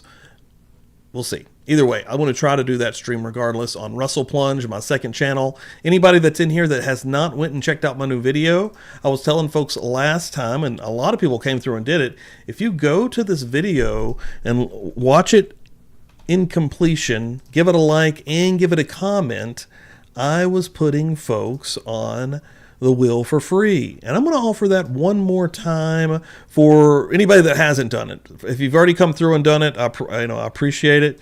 If you're somebody that has not done this activity yet, I would please say do it.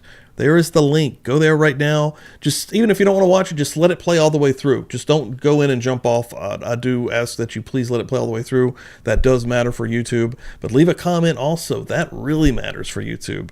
And yeah, it's about to hit 10K. I'll show you right now. I'm proud of it. Right here, my new video, about to hit 10,000 on there. So yeah, everybody, again, I'll be live tonight over on that channel. Keep an eye out for it. Everyone have a great Sunday. I'm going to go eat some good food. Maybe have some pie. Maybe have some pie tonight on that stream. We've been talking a lot about pie. And yeah, everybody in this chat freaking rules. That one right there. I'll put the one above that comment. It says which video. Scandals you'd never heard of. Hall of Fame. Scandals that killed WWF and WCW at 90s Hall of Fames. Hell yeah, hell yeah. Go do it. Leave a comment. If I see some new comments on there, I'm going to put you on the wheel for free. You'll have get some possibility of some cool merch. So, love you guys. Thank you all so much. Incredible day, incredible morning. Let's go. Pittsburgh.